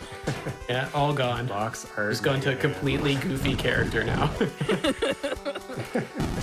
We also just saw a chill penguin lookalike as well, so even more Mega Man reference. Which is perfect since we have box art Mega Man taking the journey, so we have a serious crossover. This is another trick. You jump over this enemy and it doesn't spawn in until the door. Let me start over. So that door that kind of blocks you from getting the key that you need goes away when all the enemies on screen are gone. So if you get to the door before the enemy spawns in, then the door just opens. Oh, I need this one. I was about to skip this minecart and I need this one.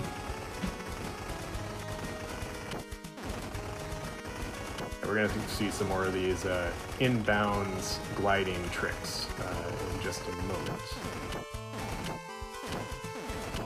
Be in a very specific spot. It's not a massive time save, but it is a time save nonetheless, and No way. that's the danger of this minecart stuff right there. Like I said before, it will reset you right to the start, so Yeah, that's you, it. That you one, have to be careful. That one in particular is pretty immediate if you don't jump right away. So it happens. It hasn't happened in a while, but it happens. There we go. All right, now we're good. Give me that heart. That's the last heart piece that we'll get. We have full health. And then just fight these guys real quick. Ow.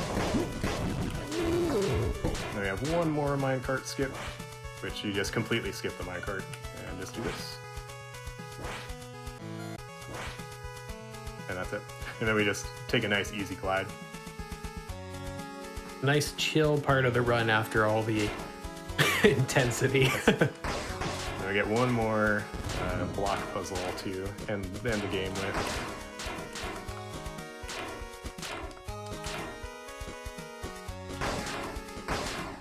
If you like block puzzles and switch puzzles, then this is And a great ice level physics. for you. And ice physics, and this level is yours.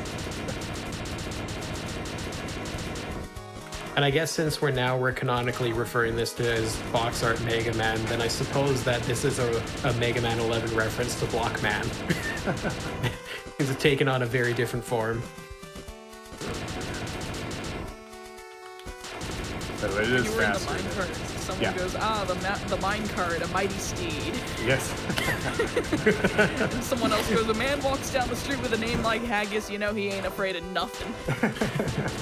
Like, Chad is having a great time with Haggis Absolutely. and the fact that he is now box art Mega Man riding the minecart steed. Just a side note, it is faster to do this kind of obnoxious dash against the blocks because it just resets the blocks movement. Otherwise, you get a weird, like, slow ice push. All right, boss, be kind. Yeah, it's especially important on ice. This boss. Now is you're going to be fast. seeing a lot of item usage here, and hopefully a 2-cycle, because you're not actually damaging this outside part. You want to open it up and damage the inside part.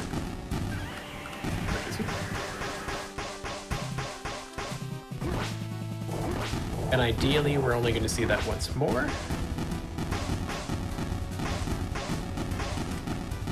good. Cool. Nice position there. We're good to go. And that's where that level 3 sword, you see how powerful it is in contrast to before, because you don't have to do any slash cancels or any goofy stuff. You just get to hammer down and take out enemies quickly where it's viable. Now we're on the last level. Haggis is very excited that the barrier is gone, even though we didn't actually see it before. But he's stoked about it. I'm going to be avoiding damage here as much as possible, because I want to use a lot of damage boosts in the next section. We also get a lot of nice money drops here. Okay. As I said before, health management is a big part of this run. Oh, what a jerk. Alright, now we get to do some fun little platforming here. Come on.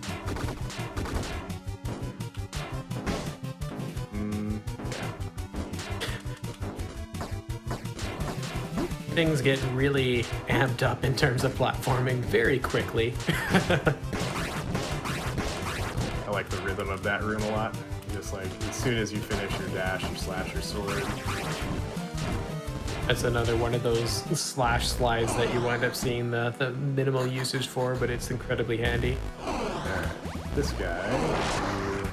By the way, this is a revisit of the boss that was riding on that green dog way, way back. Ah, what a jerk. And what you saw spike up in the air was that when we got that armor upgrade earlier, to be able to charge the weapons, you saw him use the charge spear to launch up in the sky there. Just do a huge amount of damage across the whole screen. That was pretty You're good. going to be seeing that a little bit more throughout this level as well. Okay. Alright. Okay. Guys. Please. Everybody, if you could please cooperate. Okay, look, guys. Come on. Guys, please. Oh, we talked about this. We had an arrangement. No. So this is where we were talking about before, the RNG and the enemies sort of being close-ish to where you think they're going to be. But luckily we have that health pickup there, so Yeah. we have a backup. Fish, please. Because These are sometimes new the RNG fish like to be man. fish. Alright, this boss, though, We is wasted the good RNG I know. on the previous fish boss. this boss. This shows up boss again. is same boss as before, same strategy. Yeah, Nothing she- has changed. She has not changed her strategy, but we've upgraded all of our stuff, so you know she goes kind of Super Saiyan here. It really doesn't change. Does the same thing. So if you got good at this before, you're just as good now. Yeah, don't even need to use sub weapons here because your sword does enough damage.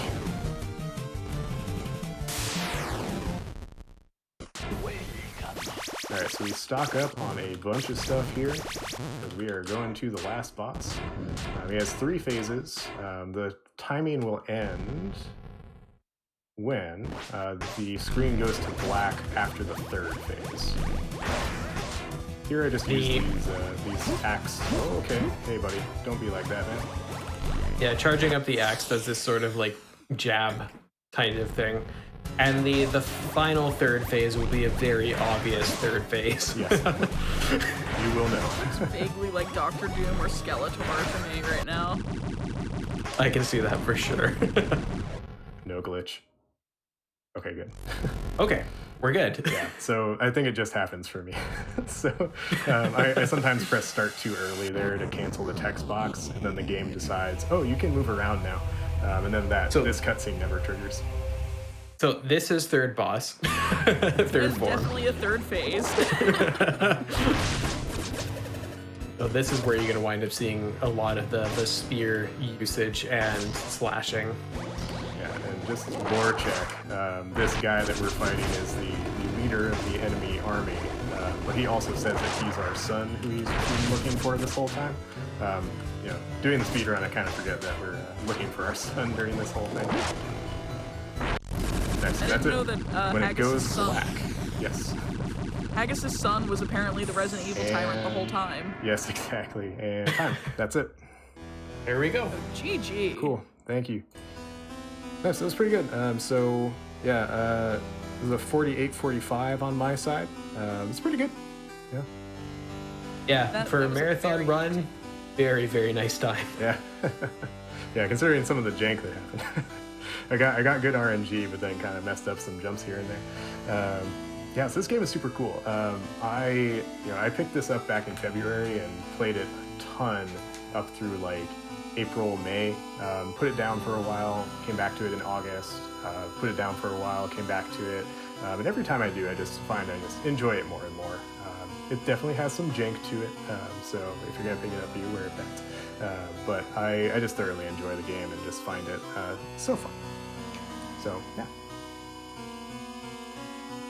There's also a glitched mode as well. I don't do the glitched categories because I'm really bad at them, so I kind of avoid it. I want to eventually get to it, but the glitches are super cool. One of the community members, Sci-Fi, has done really cool stuff finding glitches and just exploring the game in cool ways. And definitely, if you're looking to speed run the game, check out, contact the runners and look at the community there on the speed run. Like, everybody's super supportive and excited to see more runners, and the developers want to see more runners. Like, the community is very tight and supportive of one another, and the whole Joy Masher community, really. Yes. So we would love to be able to see more people checking this game out, because it's really cool. It comes up on sale a lot on Steam and stuff like that, so definitely check it out. Yeah, I think you can get Oniken and Odallus together as well. Yeah. Yeah. This is quite the outro of this Yeah, game. it's Oh very my goodness. intense. It's very intense. Like, they just throw all the lore at you. Yeah. But They I want have- to go ahead. They have very intense cutscenes throughout their games. Like, Oniken has a few moments where you're like, whoa, hello. No, Dallas is no exception either. Yeah. I want to thank you all for being on the show. This was a very entertaining run. I do know that on this show we tend to have a habit of accidentally rewriting the lore. We did that with Phantom Hourglass in episode 1, and it usually leaves me in a fit of giggles. So Yes, I it was appreciate a it. very good time. Yeah, and thank you so much for having us. I was really happy to have the chance to show this game off. I think it's super overlooked. And if anybody wants to start speedrunning it, has questions about it, please feel free to hit us up. We have a speedrun.com page. You can reach out to me. I'm on Twitch as well, so you can come chat with me if I'm live. I am very infrequently live these days, but always feel free to stop by and ask.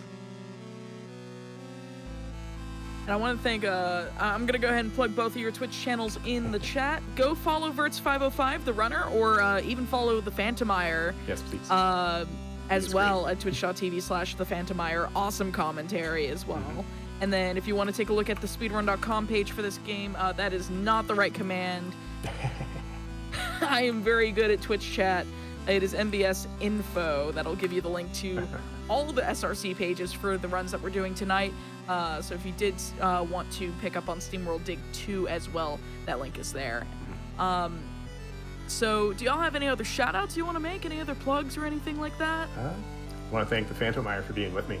I just kind of in my own Discord said, hey, anybody want to do commentary for this game that none of you have played? And Phantomire was like, heck yeah, I'll do that. And I did wind up playing it, and it's definitely well worth it. Yes. I'm very humbled to be a part of this whole thing. Is very exciting, especially to show off such a cool game from a developer that I'm really excited about, especially with a new game that's coming up, Moonrider. We're very excited about that. Any of the Joy Masher fans were all gung-ho. We're already kind of looking at tech when they're doing dev updates to say, like, hey, we're doing this thing, and it's like, oh no, I've already thought about how I can break that.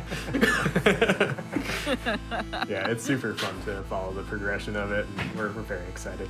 I don't have other shout outs. Do want to say, like, the credits here, like, traditionally if you're doing a PB run, you definitely want to let this go to the end. It shows your in-game time and percentage. I'm fairly confident I got 100%. I don't recall having a moment of like, wait, I did something wrong. So yeah. All right. Well, I'm gonna go ahead and make a quick announcement before we move on to our break right before MindSeize. I'm gonna accidentally call it Mind Sneeze. Thank you, chat. Anyways, so just as a reminder to people, AGDQ 2021 online is coming up this weekend. It starts on Sunday. From January 3rd to the 10th, we are having a week-long marathon benefiting the Prevent Cancer Foundation. And if you want any more info, if you want to check out the schedule or anything like that, go to gamesdonequick.com and check out our website for more information. And then, of course, hotfix content like this is brought to you by viewers like you and your generosity, whether it is you sitting here watching us, bits, anything like that, subs. We love it. We really appreciate it, and it allows us to continue giving you awesome content like this. Whether it's my show, Never Before Seen, or if it's validating the run for Odallus. Yes, we did it. Yep, or if it's for Mercy Kill or any of the other hotfix shows here. That is what your Prime Gaming subs or your regular subs or anything like that does for us. Anyways, I'm going to go ahead and turn it over to the commercial break. We're just going to get the next runner set up for MindSeize, and we'll be right back after that. Hello, everyone, and welcome back to episode 3 of Never Before Seen. My name is AmberCyprian, and I am your host tonight as we bring the last run of tonight. It is yet another game that has never been seen in a mainline GDQ event. And as always, if you happen to speedrun a game that has never been run in an AGDQ, SGDQ, or GDQx event, and you'd like to submit it to the show, type NBS, which I will actually type in chat now, into the chat to find the link to be able to send me your runs. I would love to have you on board. It is always a blast having new games or even old games that have just never been on GDQ on the show, and if last run was an indicator, it gives me fits of giggles. I love it. But yes, I'm gonna go ahead and turn it over to Ori Sky, who has this came out very recently. MindSeize is another Metroidvania, and I had never heard of it until Ori's like, yeah, I'm gonna actually start speedrunning this, and I was like, what's MindSeize? And we're gonna have we're gonna have a bunch of sneeze puns in chat, I can tell. Oh dear.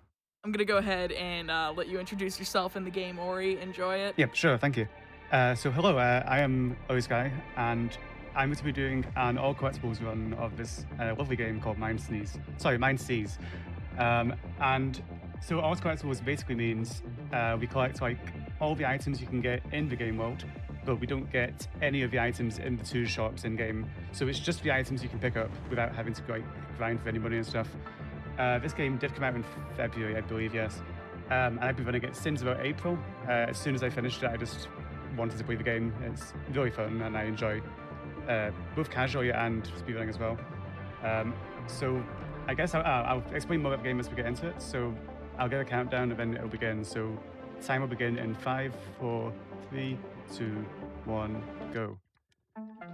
So right off the bat, I'll explain a few things. So on the HUD, we've got at the top left the health bar, which is the red one. We've got our shields, which deplenish first and then they recharge over time.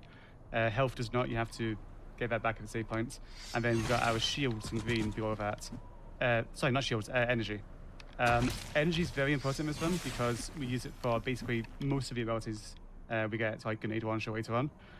So we're good to have to manage that quite closely. That becomes important later on, which I'll mention. And the final thing, which is not too important, is the ×2. You'll see just below there. And that's how many basically heal bots we have. So that's how many times we can do a heal to ourselves. That was good. Okay. So we cannot get those back by saving. We have to buy those back using money. Thankfully, we've got like tons of money in this run, so it's not so much of a problem. Oh, please. So we're going to drop right into the first boss fight right here. And I'm going to look out for 2 of these hornets. There's one, that's really good. These spawn like in random places along this path, so I just want to get them out of the way as fast as I can. There's the other one, that's not good. Time move. And then we're going to try a rhythm pattern here where we shoot and then right at the apex of the jump we'll hit the hive out using our sword. And hopefully that should do enough damage to the boss to kill it in like half the time it normally kills it in. So you can see here, every swipe is kind of going down faster. And we're done with that boss now. So we're going to make our way now to the next section of this planet, which will be the purple holes. There's not too much to talk about here, so I'm just going to talk about some of the movements while we go through this. So we're going to get an ability soon called Dash, or Dash Thrusters.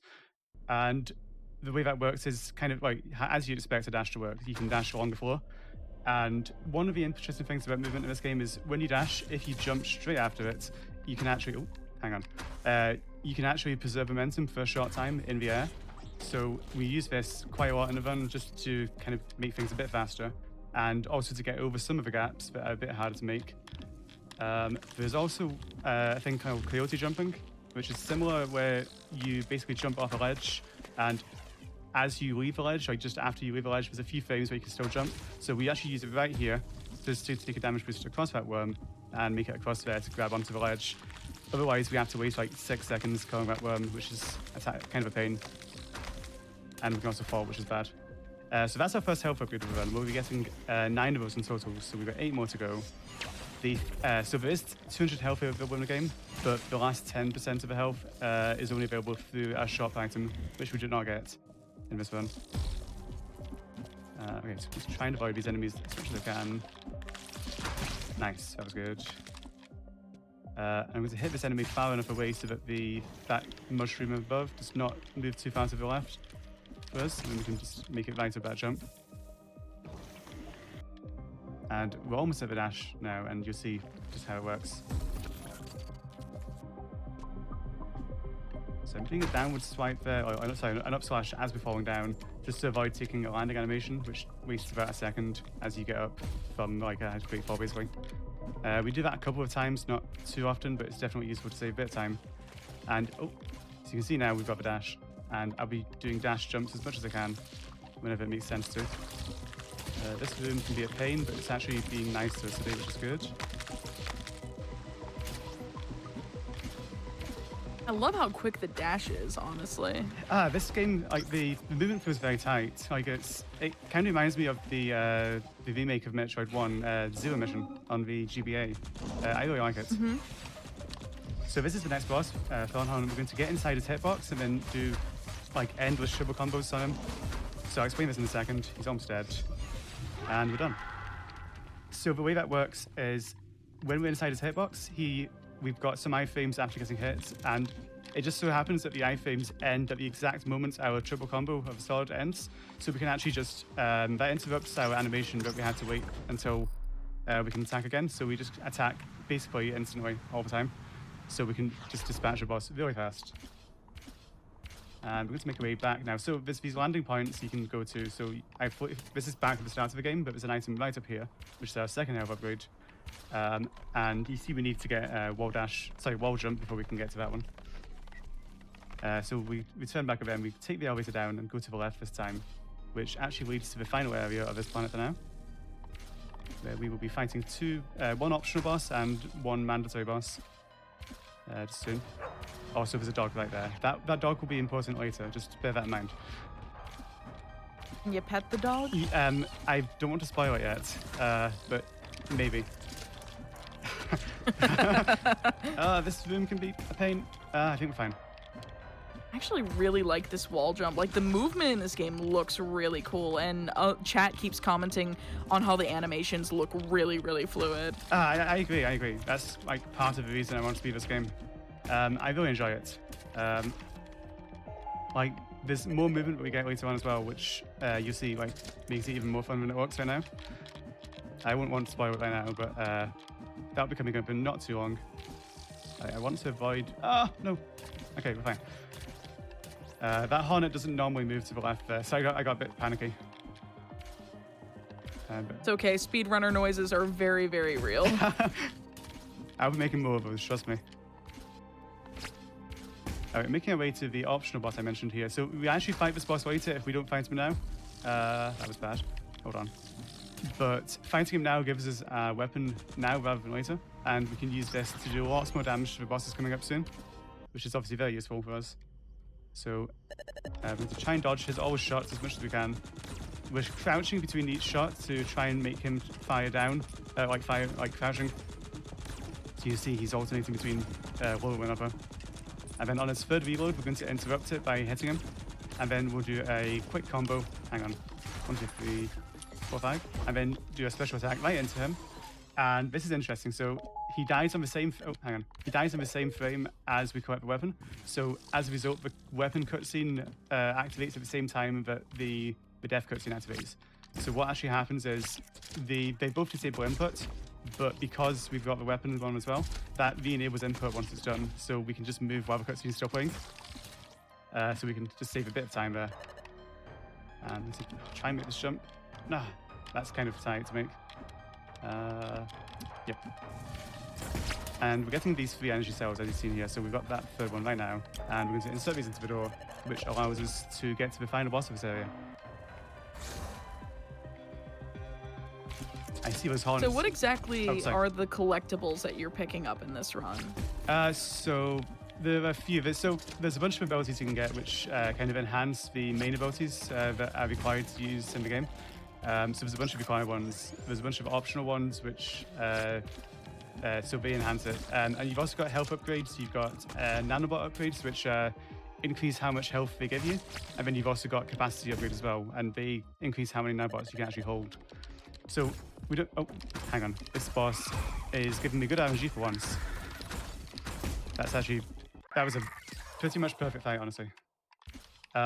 Nice. So that boss can be. He's got like 4 different attacks, I think. One is where 2 of them he jumps across the room like left to right, right to left, and you can't really hit him at all there. One he just stands still and you can hit him a bit, but then if he jumps on the wall, we can just shoot him in the air and do a sword slash, and we can just keep doing that in the combo, and he dies really fast. Okay. There's a few more items. I probably forgot some here, but we're good to make away. There's also a few weapons as well we get as upgrades, which we'll get into soon. What am I doing? Hold on. I forgot where I was for a second. So this boss is... That's me in my everyday life. Yeah, this boss is pretty much an auto-scroller. We just have to avoid taking as much damage as we can and just try and hit all the shots at him. The last bit is the most important bit here, where we get a chance to properly attack it. Should bang. No, where do I hit? A few more shots to do. Oh, wow. Fine. 1 more hit. Nice. So now we get this hacking device, and you see this allows us to hack that switch on the wall using a drone. And that does some nice stuff, like open doors, open gates. I forgot what else it does, actually. We'll get into it once I just remember. So we're going to do some dash jumps just to avoid having to grab there. And then the ability we got from the boss of the last planet, actually, you see this allows me to just dash through enemies, which is obviously very useful because we save a bit of time. And I am destroying these boxes for a reason, I do promise. We won't find out until a bit later in the run, but there is a reason for that. Okay, I'm going to heal just very quickly. Just have enough health for this final mini-boss over here. We're going to do another dash jump here to make across this ledge, which is not normally possible. It's only possible with a dash jump, and similar to like there as well. And we're going to set something up for later again, where we break all those platforms. Let me get across here if I can. I'll explain that when it comes up. There we go. I was being messed up there by the auto aim, which it's a weird kind of mechanic in this game where if you're standing kind of close to the enemy, it actually kind of locks you onto it using your melee. So it can be detrimental right there, where you try and hit boxes, but it moves you the opposite way. It's trying to make me go slow, but it's fine now. So we're making our way back through this giant room once again, and we're going to take a specific route through some of these upper rooms up to the top of the rooftops of the factory. Oh, hang on. We've got a few items to get up here though before we do that. These crawlers can be a real pain. There's one more coming up here. Nope, we missed it.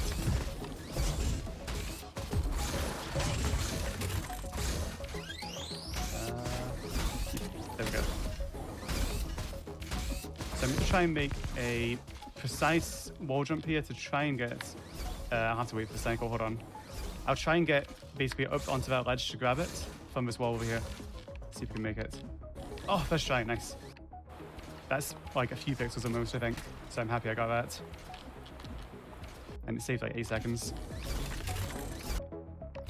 So this room here, actually, that door you see right there, normally we used to, before we discovered this route, we actually used to open that door, which requires taking like a minute out of our time to go a different way. But once we discovered that route, we actually realized we just don't have to open the door at all. And so that's one of the developer shortcuts that they added, which makes things a lot easier for our speedrun. Please hack. We're doing another chaotic jump as well in this next room coming up, which skips the entire right half of the room, as you'll see in this moment. Nice, we got it first try. So you saw I dashed right off a ledge and then jumped in the air. So that's a mandatory chaotic jump to actually make that jump right there. But it does save time, of course. So now is probably a good time. There's not much to do in this room here, so now might be a good time. If Amber, do you have any questions from chat by any chance? Let me see. Someone was Nope, someone was like, is this by the one guy that did the Time Rewind game? This is actually developed by Kamina Dimension. Yes. This is apparently their second game. The first game they did was called Grab the Bottle. I'm not entirely sure what that game is, but this is their second game in that they've developed. Yeah. And it came out just earlier this year. Yeah, that's correct. And incidentally, how did you end up happening upon it? That's a funny story, actually. I don't remember exactly how I found it, but I was looking for just Metroidvania games on Steam. I was looking for oh, hang on, I might miss this jump. No, we're fine. Sorry, I was looking for Metroidvania games on Steam, just trying to find stuff to play because I was kind of bored. And I happened upon this one, and I found it had like almost no reviews, almost no players, but the majority of the reviews, which were like a very few, were actually all positive, which I thought looked really good. So I just decided to try, see how it is for a couple of hours, and then I just kept playing and finished it. And I didn't look back. I just really enjoyed the game, honestly. So that's why. You gotta love when the algorithms actually work out when you're looking for a game to play. I know, right? It's nice rarity. Oh. So I didn't explain, sorry, I forgot to mention this, but we picked up a new weapon in the room to the very far bottom left, and this is the quad cutters. I'm actually going to die. Hold on. I'm fine now. So we've got the quad cutters now, and the way these work is, as you see, you can do like a double swipe there. And this is actually very important for speedrunning some of the bosses in this game, because what we can do is we can activate the special attack for these, which rather than doing like a sword swipe where it uses like 50 energy at once, instead we kind of go red and we can do more damage over time. So what we do for most of the bosses here is we actually activate special, then we just jump, shoot, swipe, swipe, jump, shoot, swipe, swipe. And we just keep doing that, and that does the most damage in the game that we can do, as we keep doing that combo effectively. And also, from that boss as well, while I was explaining that, we also got the air dash thrusters as well, which, as you can see, this allows us to double jump as well as dash in the air, which is really nice because we can then climb up this room and make that precise wall jump on those spikes there to jump off a wall and skip the entire right half of the room as well. So I'm going to have a bit of fun with this robot here. He doesn't know what to do. I'm over here. No, I'm over here. Now I'm over there. Exactly. Oh, don't hit me. That's fine. So you see us moving quite fast with these zooms now with air dash. So I'm going to be dashing, jumping, dash to give damage boost off that drone. But generally we'll be doing like dash, jump, dash, and then just keep doing that combo to go a bit faster with these zooms. And this makes things a lot easier to get around now. So now is a good time to explain how climbing works in this game as well. So you've probably seen me climbing up the corners on various watches.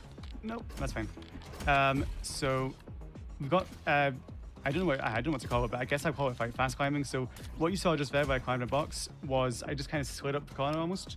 So that's why I call it fast climb. A slow climb in comparison is where you actually do the animation for grabbing onto the ledge. You might see it here if I mess this up. Oh. No, I didn't. Okay, that's fine. So slow climbing is where you actually do the animation. It takes about half a second. So I want to try and do fast climbs wherever possible, just to save a bit of time on these cycles in these rooms of the enemies. For example, there I just managed to make that cycle there, which avoids having to wait for the enemy to move, and we can make it up here. Hack that switch, which causes there we go, which causes this box to fall, and this is actually important. So this is one of the ways to get the item in this room. So we need to wait for this to move over, and then we can actually destroy the drone right above the item, and that breaks it open and allows us to get the item instantly.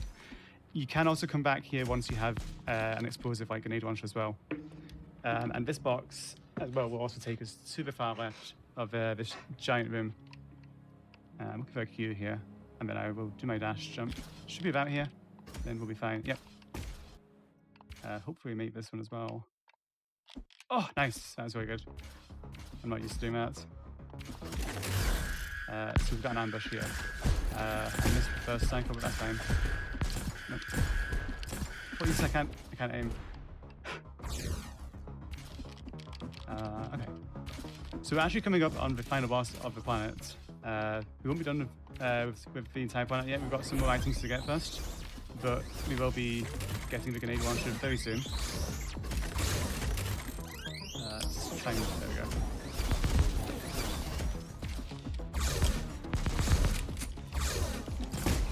So I'm just waiting for this box to go over so we can get down here. This kind of teaches you that mechanic, which is nice. Oh, nice. We got good RNG here. So that missile launcher above me only spawns like 50% of the time, as far as I know. It doesn't spawn all the time, and if it doesn't, we have to go back out and back in again. But since it did, we can just go in and get that item really fast, which is the first drone weapon pack, which allows our drones to start shooting stuff, which is very nice.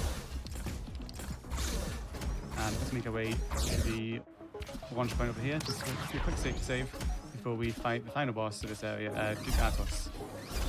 What is that? Okay. So I'm going to try a quick kill on him, which effectively skips his second phase. It's like frame perfect, so I might not make it, but it doesn't really save. It doesn't really lose time to try, so I'll try anyway. Oh. Ah, that's bad. Okay, he's going to run to the side. We might have gotten it. No, we didn't. Okay. So you have to, basically you have to land. We have to land on the floor at the same frame that he dies, and like to our first slash, and then we have to do our second slash on the same frame we land.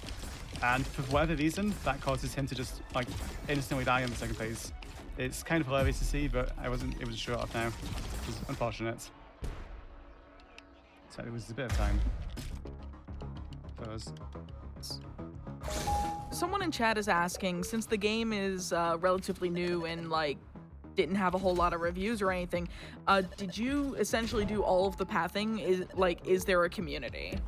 There's no community, it's just me right now. So I did all the pathing. There was another runner who doesn't run anymore, but he, I believe, did like glitched percent or like oh, hang on. Let me try and get this jump again. Yes, sorry, there's so we've got NMG and we've also got unrestricted.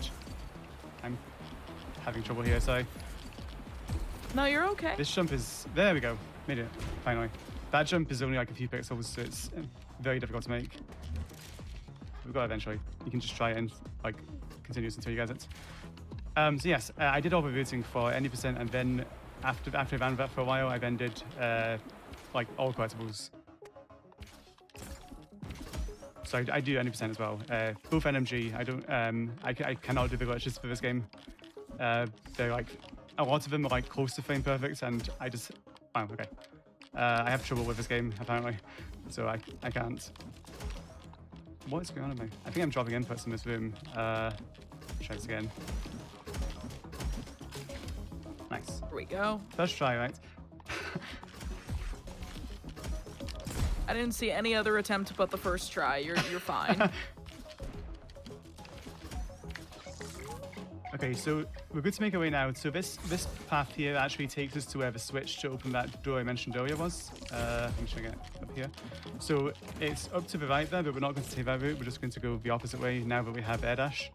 We can go back through the room we're meant to go through to do that switch, and actually just skip most of that by taking damage boost off the spikes to get straight up here, as well as so the switch is actually up at the top right of this room right there. But we don't need to hit it, we're just going to go ahead and grab the item up here, which we need to get air dash for before we can get there.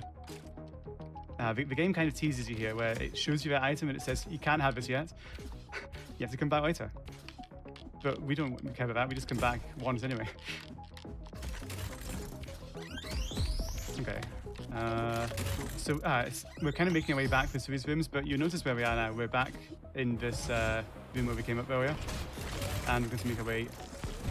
Get hit by that, unfortunately, and get this item up here. That's the final item we're getting here for now, before we return back to the ship to get our next mission.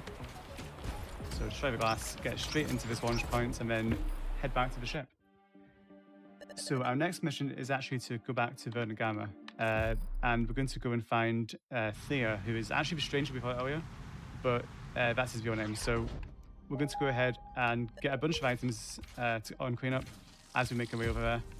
Oh, please.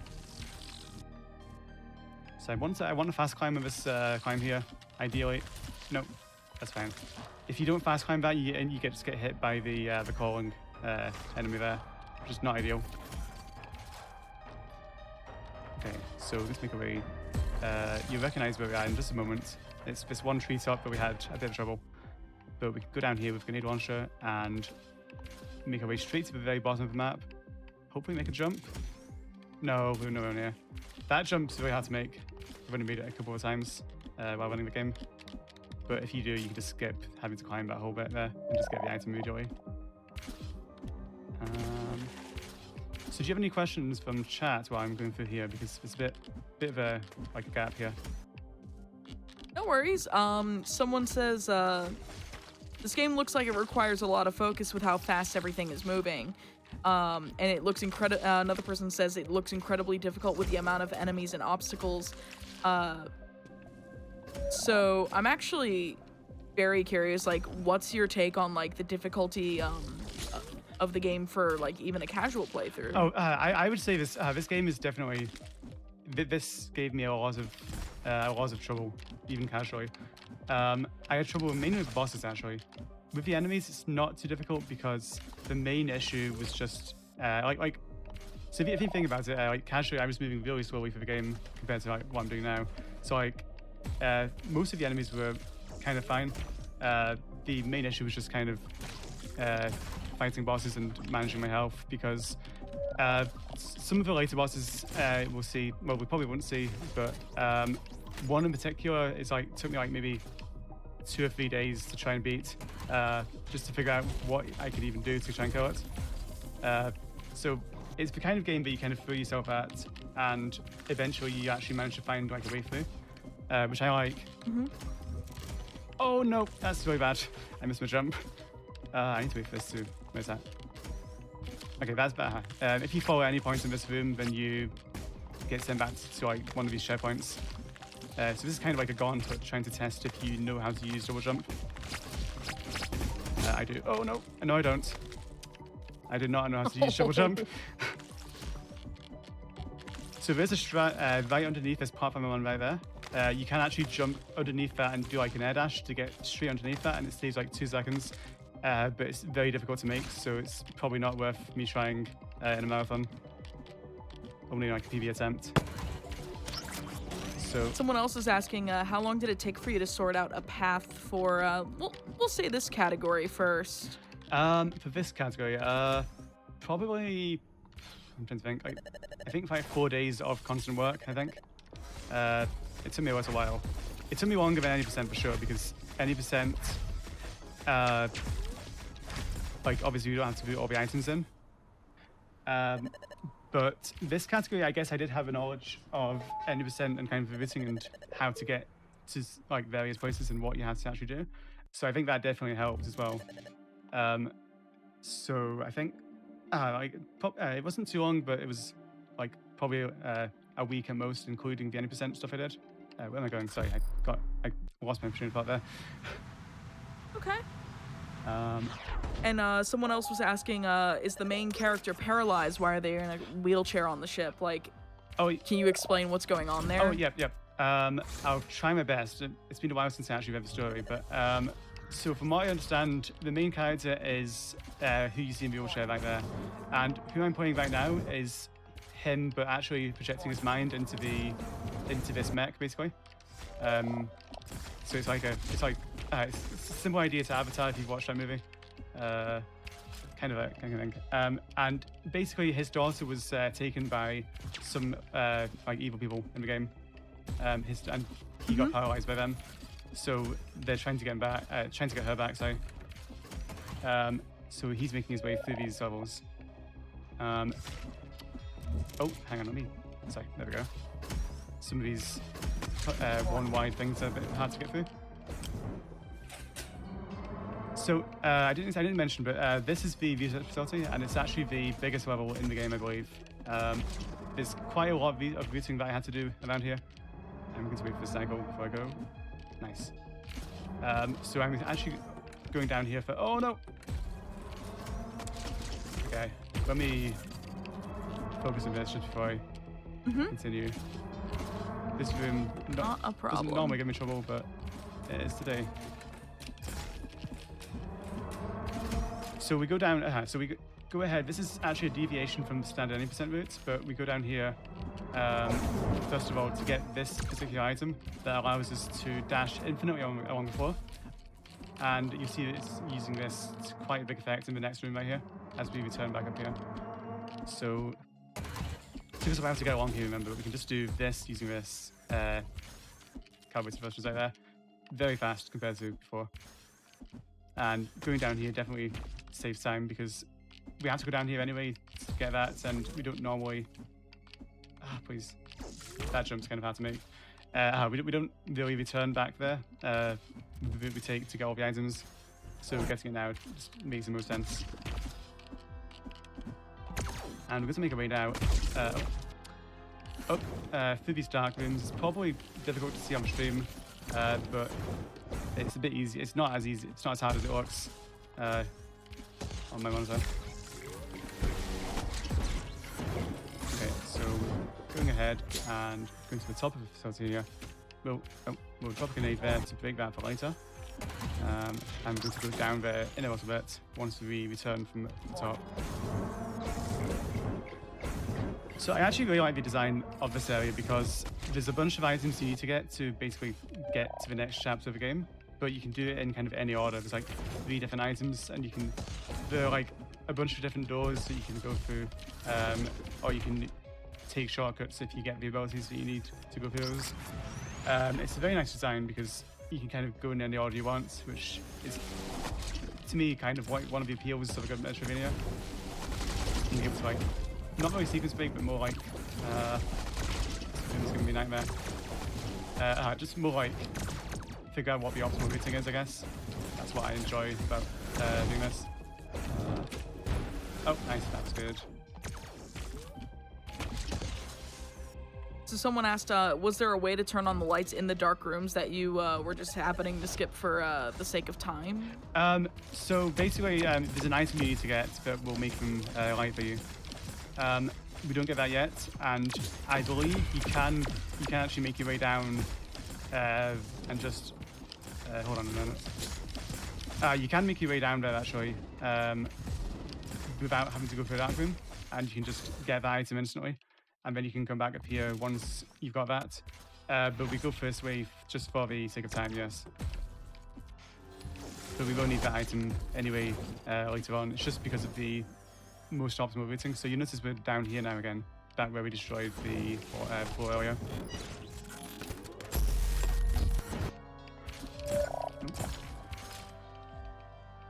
Okay. Oh, okay, I got, this is a fun glitch that is useless, but we got a shadow dash through the transition of a room, which just allows us to keep it into the next room. Okay. So we're going to go ahead and go down here and open a specific gate, which we need for a bit later on, and then make our way back up to the right side and into our next boss. Oh, I didn't expect to get that fast jump there. It's fine though.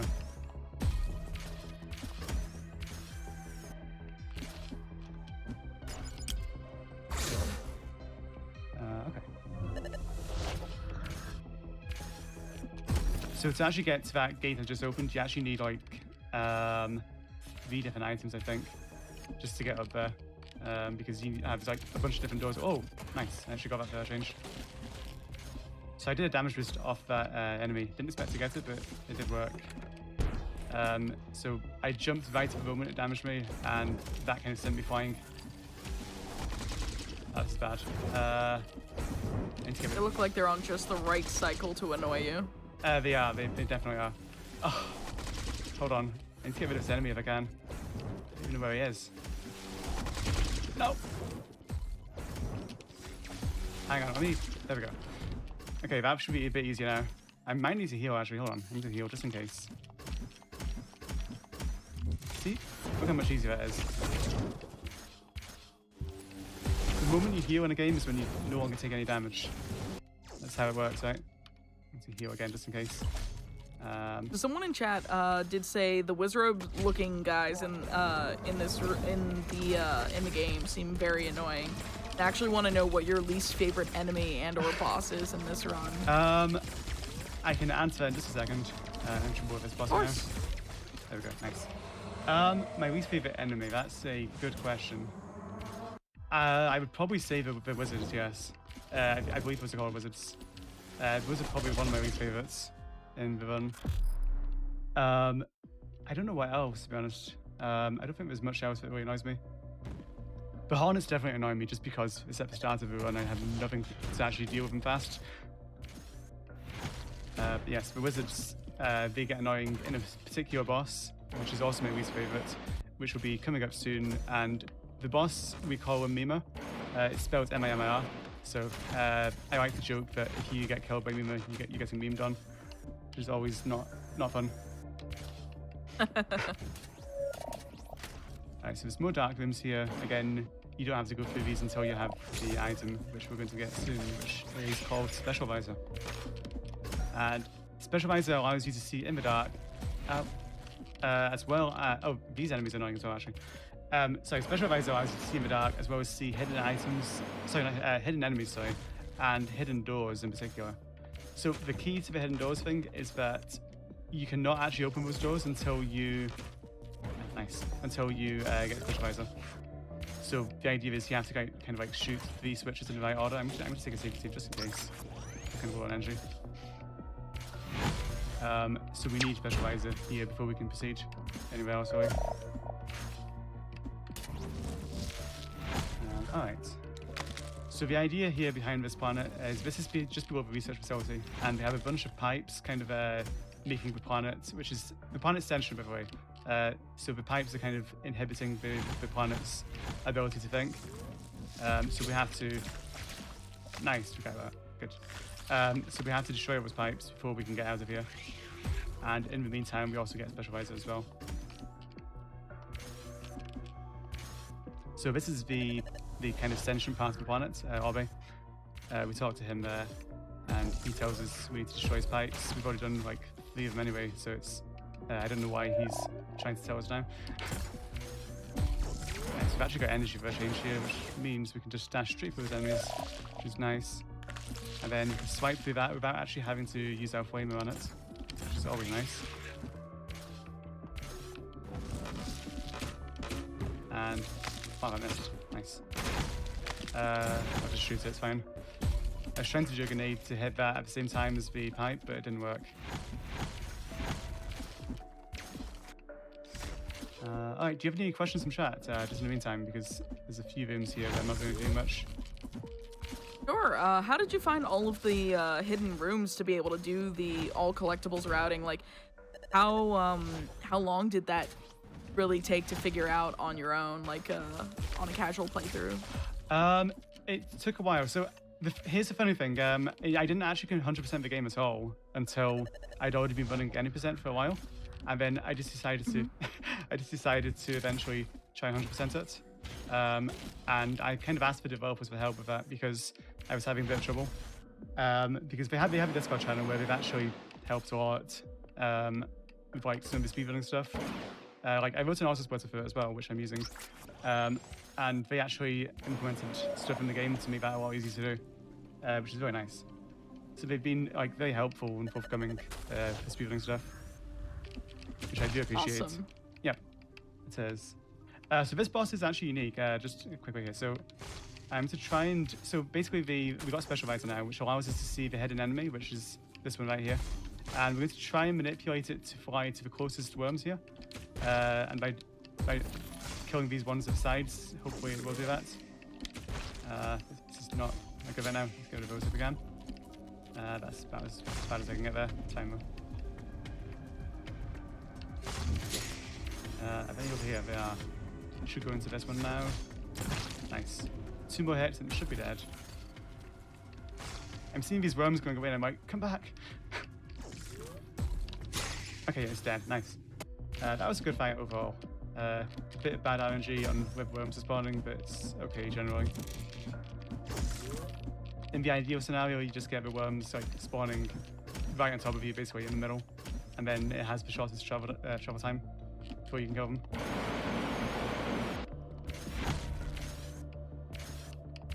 Okay, let's make our way back with these rooms, and we're done with Aubrey now for good.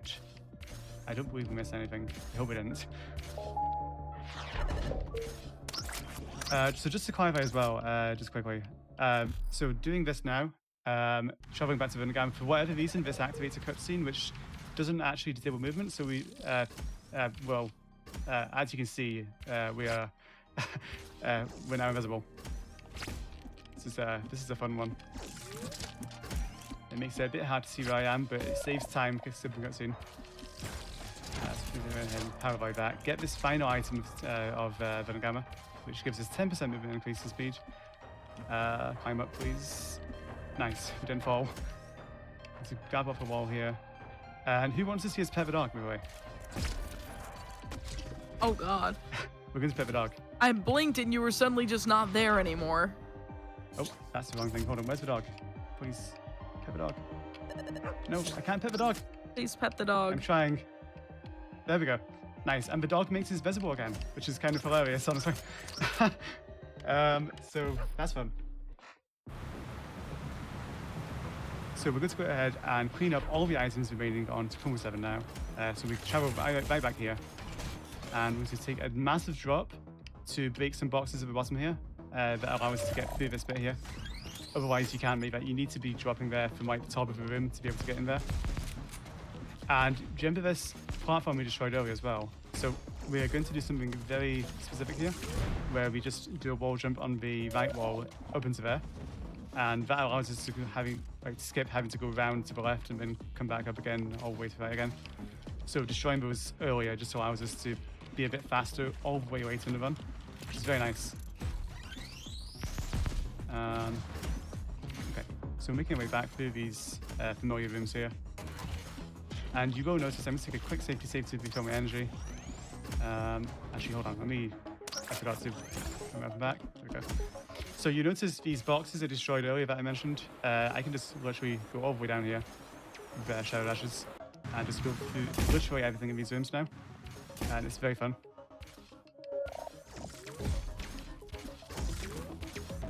I'm going to go ahead and get this final item, second final item to 7 before we'll be done.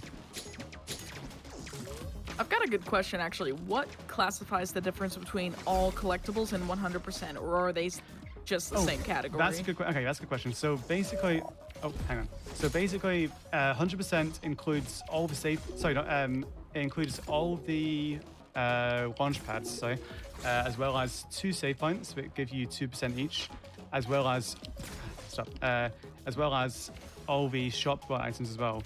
So we don't buy any of the shop items in this category because that requires farming a lot of money, which takes like maybe 8 minutes of constant farming right at the end of the run, which is not too fun to watch. So I decided all collectibles is I just kind of enjoy more, to be honest. So we will get 83% in this one, I believe.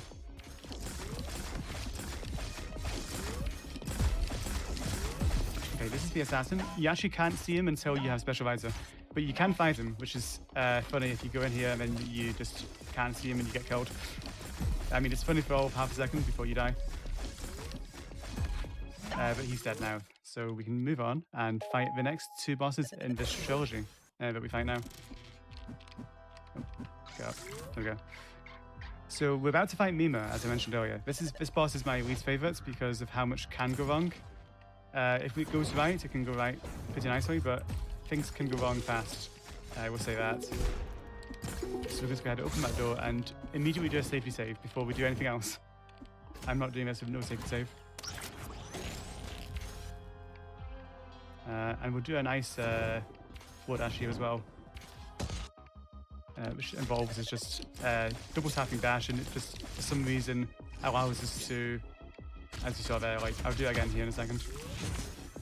It just allows us to kind of do a hover on the ground. I think it's just cosmetic anyway, it doesn't affect anything. So the idea is she has these hands, and we have to power void her first, and then we can start doing damage to the top. That's okay, honestly. So she throws us off the first time, and then the second time we're going to get the most opportunity to do damage to her. Right here. So we're saving our energy for now, because we want to do a big combo right at the end. No, don't hit me. Should be fine, I think. Oh, that was close. Hang on, I'm going to wait for that. These rockets, just in case. I've accidentally pressed a grenade there, which is bad. Oh, that's not good. Okay. The game's being mean to me now. That's it, the worst time for it to spawn hands. There's a lot on the screen right now. And I cannot get back up on her right now. However, I'm going to heal just in case. Honestly. Okay, she's doing all the hand attacks that I can't climb on top of, which is not ideal. She will do hands again in a second. There we go. And this one will throw me off again because it's the first of the two hands. But ideally we can just... Nice, she's dead. That's good. Okay, that was a suboptimal fight, but actually turned out okay at the end.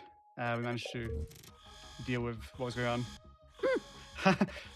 That boss... Someone said, okay, but that face panel just reminds me of Flowey.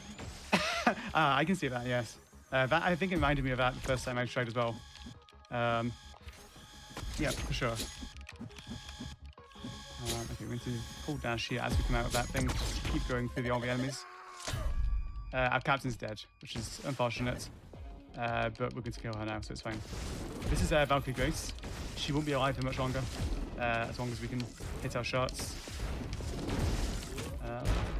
One more grenade should do it, maybe. Nice, there we go. Let me see. Heal just in case. So the idea with this second phase is you can't do damage normally. So what I'm doing is farming energy off her, and then I'm going to do power void, and then fire a bunch of grenades at her, as well as rocket launcher. She'll activate shields every now and then, which in reality means all the time. Like as soon as I want to attack her. Nice. One more hit, she should be dead. Nope. Nice. Okay, that was an okay fight.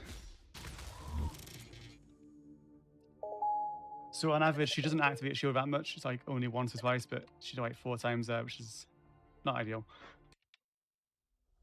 But we are going to make our way now to the final area of the game, or the final kind of chapter of the game, which is the Icy Moon.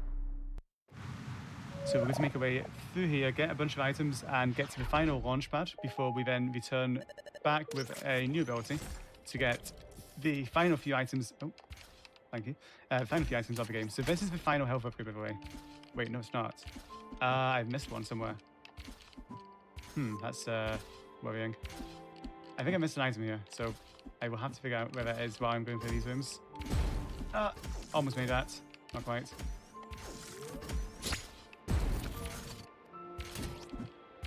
Are there ice physics here? I can't quite tell. No, I'm just... Well, they are here, yes. They are on the ice, not on the snow. Okay. Yeah. Because I'm dashing, though, it's not too much of a concern.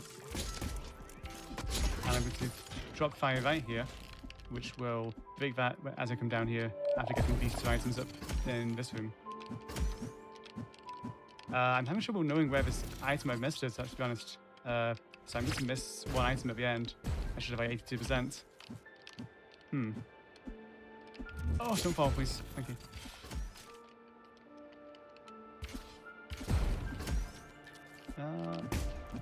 That's fine.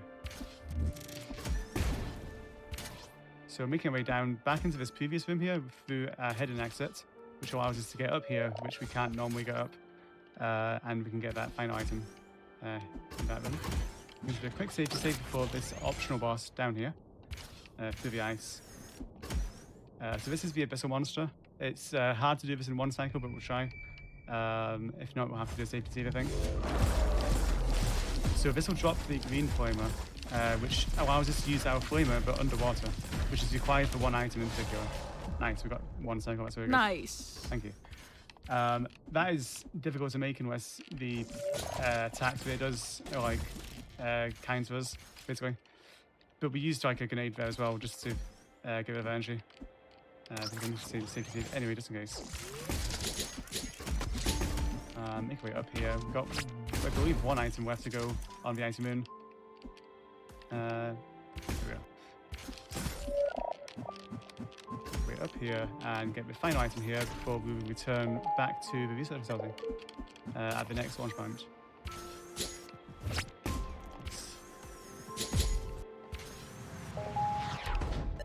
Okay, so this is a funny one. So we can hack that door and it spawns a bunch of enemies here, which are meant to be hard, but we can just stay inside the save point and we're completely safe. I think it's intentional that you can be safe in a save point, but we just use that to advantage while the door is hacking, and it hacks open and we're done. And we can shuffle straight back to the research facility here. So we're going to go ahead and clean up the final items of the run, barring the one I've missed, which I still am trying to figure out where I missed here. Oh, hang on. No, that was bad. I'll have to do this cycle again. That jump is like tight. There we go, made it that time. Category need to be changed to all collectibles ? Yes, all collectibles -1. It's perfect. That's what I intended all along. Oh, this jump is like tricky. There we go. Oh, that's scary because if we miss that, we fall down to the very bottom of the room and have to go back up again. So spawns a gauntlet of enemies here, which we hopefully dispatch fast. That was not too bad. Ideally, we just hit them all with like the one grenade shots, but that was okay. So, and now we have the final weapon, which is the arc beam or arc power beam. And this fires a sine wave at enemies, as you can see here, and it kind of deafens them to death. No, it's like a Tesla coil. It shoots kind of lightning at them. So you see that we're using this to break some of these floors and walls and stuff, just to get the items a bit faster as we drop into them. So this looks nice if I do it right. Nice, we got it. We just drop straight down into that room and skip having to land on the bottom there. So we've got a few items left to go. I think 2. Three minus 1. We have to go. I'm trying to get through these enemies. I cannot actually shadow dash with them because I have no energy, so I just keep getting bounced off them, which is unfortunate at best. I think that like the idea of missing any collectibles in an all collectibles run is genuinely a terrifying thing to me. It's like I've run like all Emerald categories before in some Sonic games, and I'm always terrified of forgetting my route and just missing an Emerald and not knowing my backup or something. Absolutely. I mean, I was doing practice the entire week, and most of my runs were fine. And then I did practice before the last time, just before I started, before the run, and I missed items in both of my practice runs. Oh no! Which is does not bode well. But this is our final item right here. Well, final in quotes. Would be our final item. Yes, exactly. Shh.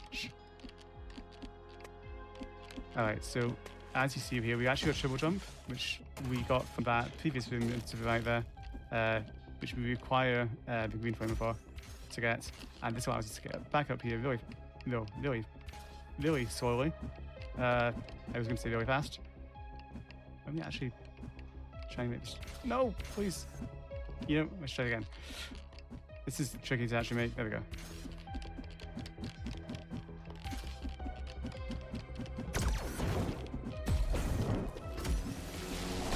Okay. So we can wait to the final save point here. Final landing point that we get, which takes us back to the icy moon. So this should be 80%, and then we get this final save point in the game, which gives us the last 2%, which will be 82. plus. So wait, that health up is like 12%? No, it's Or no, it's, sorry, 18%? No, it's 1%. So the other 17% are the 14 shop items you can buy, as well as one save point we skip, as well as one landing point we skip as well. So the save point counts as 2, and everything else there counts as 1. Okay. Yep, so that adds up to the final 17%. Ah, get out of my face. Okay. I lied. This room is like the worst. This is worse than Mima. But we actually made it through the first time, which is very nice. But that one room there is like notorious for just killing me if I fail to make that jump really fast. So this is final boss, by the way. It's first phase, and the first phase should be done rather fast, I hope. We missed the cycle, that's fine though. So if you don't kill her fast enough, she spawns that shield, which unfortunately makes it invulnerable until we can get rid of it. And then we can kill her second phase here. So time will be coming up once the health bar is depleted. I'll call it because there'll be one input we have to do on her right at the end. She'll fall on the ground and then she will be ready for us to do the final input. Let me try and get these grenades without missing them. Okay, I'm kind of low on health. Sure, she's going to do some teleports in a second, presumably. We're probably now in a second. There we go. So she spawns a bunch of these things on the sides from bottles, like swords as well as shooty things. And we just have to kind of dodge these while we're going. Second one. Should do another one after this as well. Should do 3 in total. And then we can actually kill her. Oh, no, wrong way. Fine. Yep. We can skip that if we have enough energy to just grenade her really fast there, but we didn't have enough, so she got away fast enough. Right, time's coming up, be ready. One more hit on her, I think. Hold on. Okay, time's coming in 3, 2, 1. Okay. Time. -1 item. So that was all collectibles -1 of MindSeize. So I don't know if you have the stream up by chance, but I've been having fun with the category. I can imagine. I don't have stream up now, but I can only imagine. So we should have 82%. Yep. We went from all collectibles question mark to most collectibles to most trademark collectibles. Oh no. I genuinely have no idea which one I missed. I'll have to check that after this is done and see which one it is. I'll have to check that off stream and just see, because I'm really curious what I missed now. It's kind of bad. Yo, it's all good. Like, marathon brain definitely happens. I know how it goes. Oh man, but that was definitely a really fun run to watch. Actually, it was just like I was kind of captivated by the movement because in the fluid animations. Yeah. But I really want to thank you for doing this run. It's been like, and I want to thank everyone who was on the show tonight as well, whether it was Perilous Peanut and Rufon with SteamWorld Dig 2, or Verts 505 and the Phantom Ire with Words and Phonetic Sounds, Odallus the Dark Call, and then of course we have you, Ori, with MindSeize, not Mind Sneeze, MindSeize. But if anyone wanted to learn more about the game, or if anyone wanted to find you doing like runs or other things, where can people find these things? Oh yes, so there is a speedrun.com page. It's speedrun.com/MindSeize. And that has a link to the Discord, which the developers set up themselves. So that's the official one. And they actually have a speedrun channel on there that I say regularly talking. It's just me who talks in there. But I talk to myself, it's fine. But yeah, we do have that, and I'm available on there and on Discord for like any questions anyone has, if anyone wants to get started in it. And I do also stream sporadically at twitch.tv/Ori_Sky. It should be, I think, on the left side of the stream, if you got that. But yes, that's how you can find me. I'm also, I think, I am on... No, I'm not. No, I'm not. No, ignore me. I was going to say I am on Twitter, but I have a private Twitter currently. That's no problem. Like, definitely check out Ori. Check out MindSeize. It looks really, really cool. And it came out this year, so it is a relatively new game. And check out all the games that we showcased tonight. And so SteamWorld Dig 2, Odallus the Dark Call, and MindSeize. All of them are on Switch. All of them are on PC. And a few of them are also, like, more than just Switch and PC. They're multi-platform as well. But that said, tomorrow we are wrapping up 2020 with a rematch of Hollow Knight on the first step. So Keyzeron and J-Hobbs are going to be racing each other after a week of practice and try to finish before the ball drops at midnight. That starts at 7 p.m. Eastern. And as always, my name is AmberCyprian. This has been Never Before Seen. My show airs every other Wednesday night at 10 p.m. typically. We started an hour late so that Mercy Kill could have its Twilight Princess run, which was very, very, very entertaining. Go watch the VOD for that. Adef and Skybills killed it. And next episode actually is going for Never Before Seen. We're gonna go with a bit of a mecha theme. So we have 3 runners with 3 fantastic games that also, as always, have never before been seen on GDQ before, or mainline GDQ events. And as always, if you have a speed run that you do for a game that has never been run in any AGDQ, SGDQ, or GDQx event, I'm going to go ahead and type in chat the NBS command, which brings you to the form to submit your runs to the show. And I am always happy to have more people on. So the more runs I have, the more content I can bring to you. And that is going to be it for me. We're going to send you over to another speedrunner. We're going to raid someone, so go ahead, stick around for that after the commercial break. We're going to raid them and cheer them on for whatever it is they are doing. Thank you all so much, and have a great rest of your night, and a Happy New Year.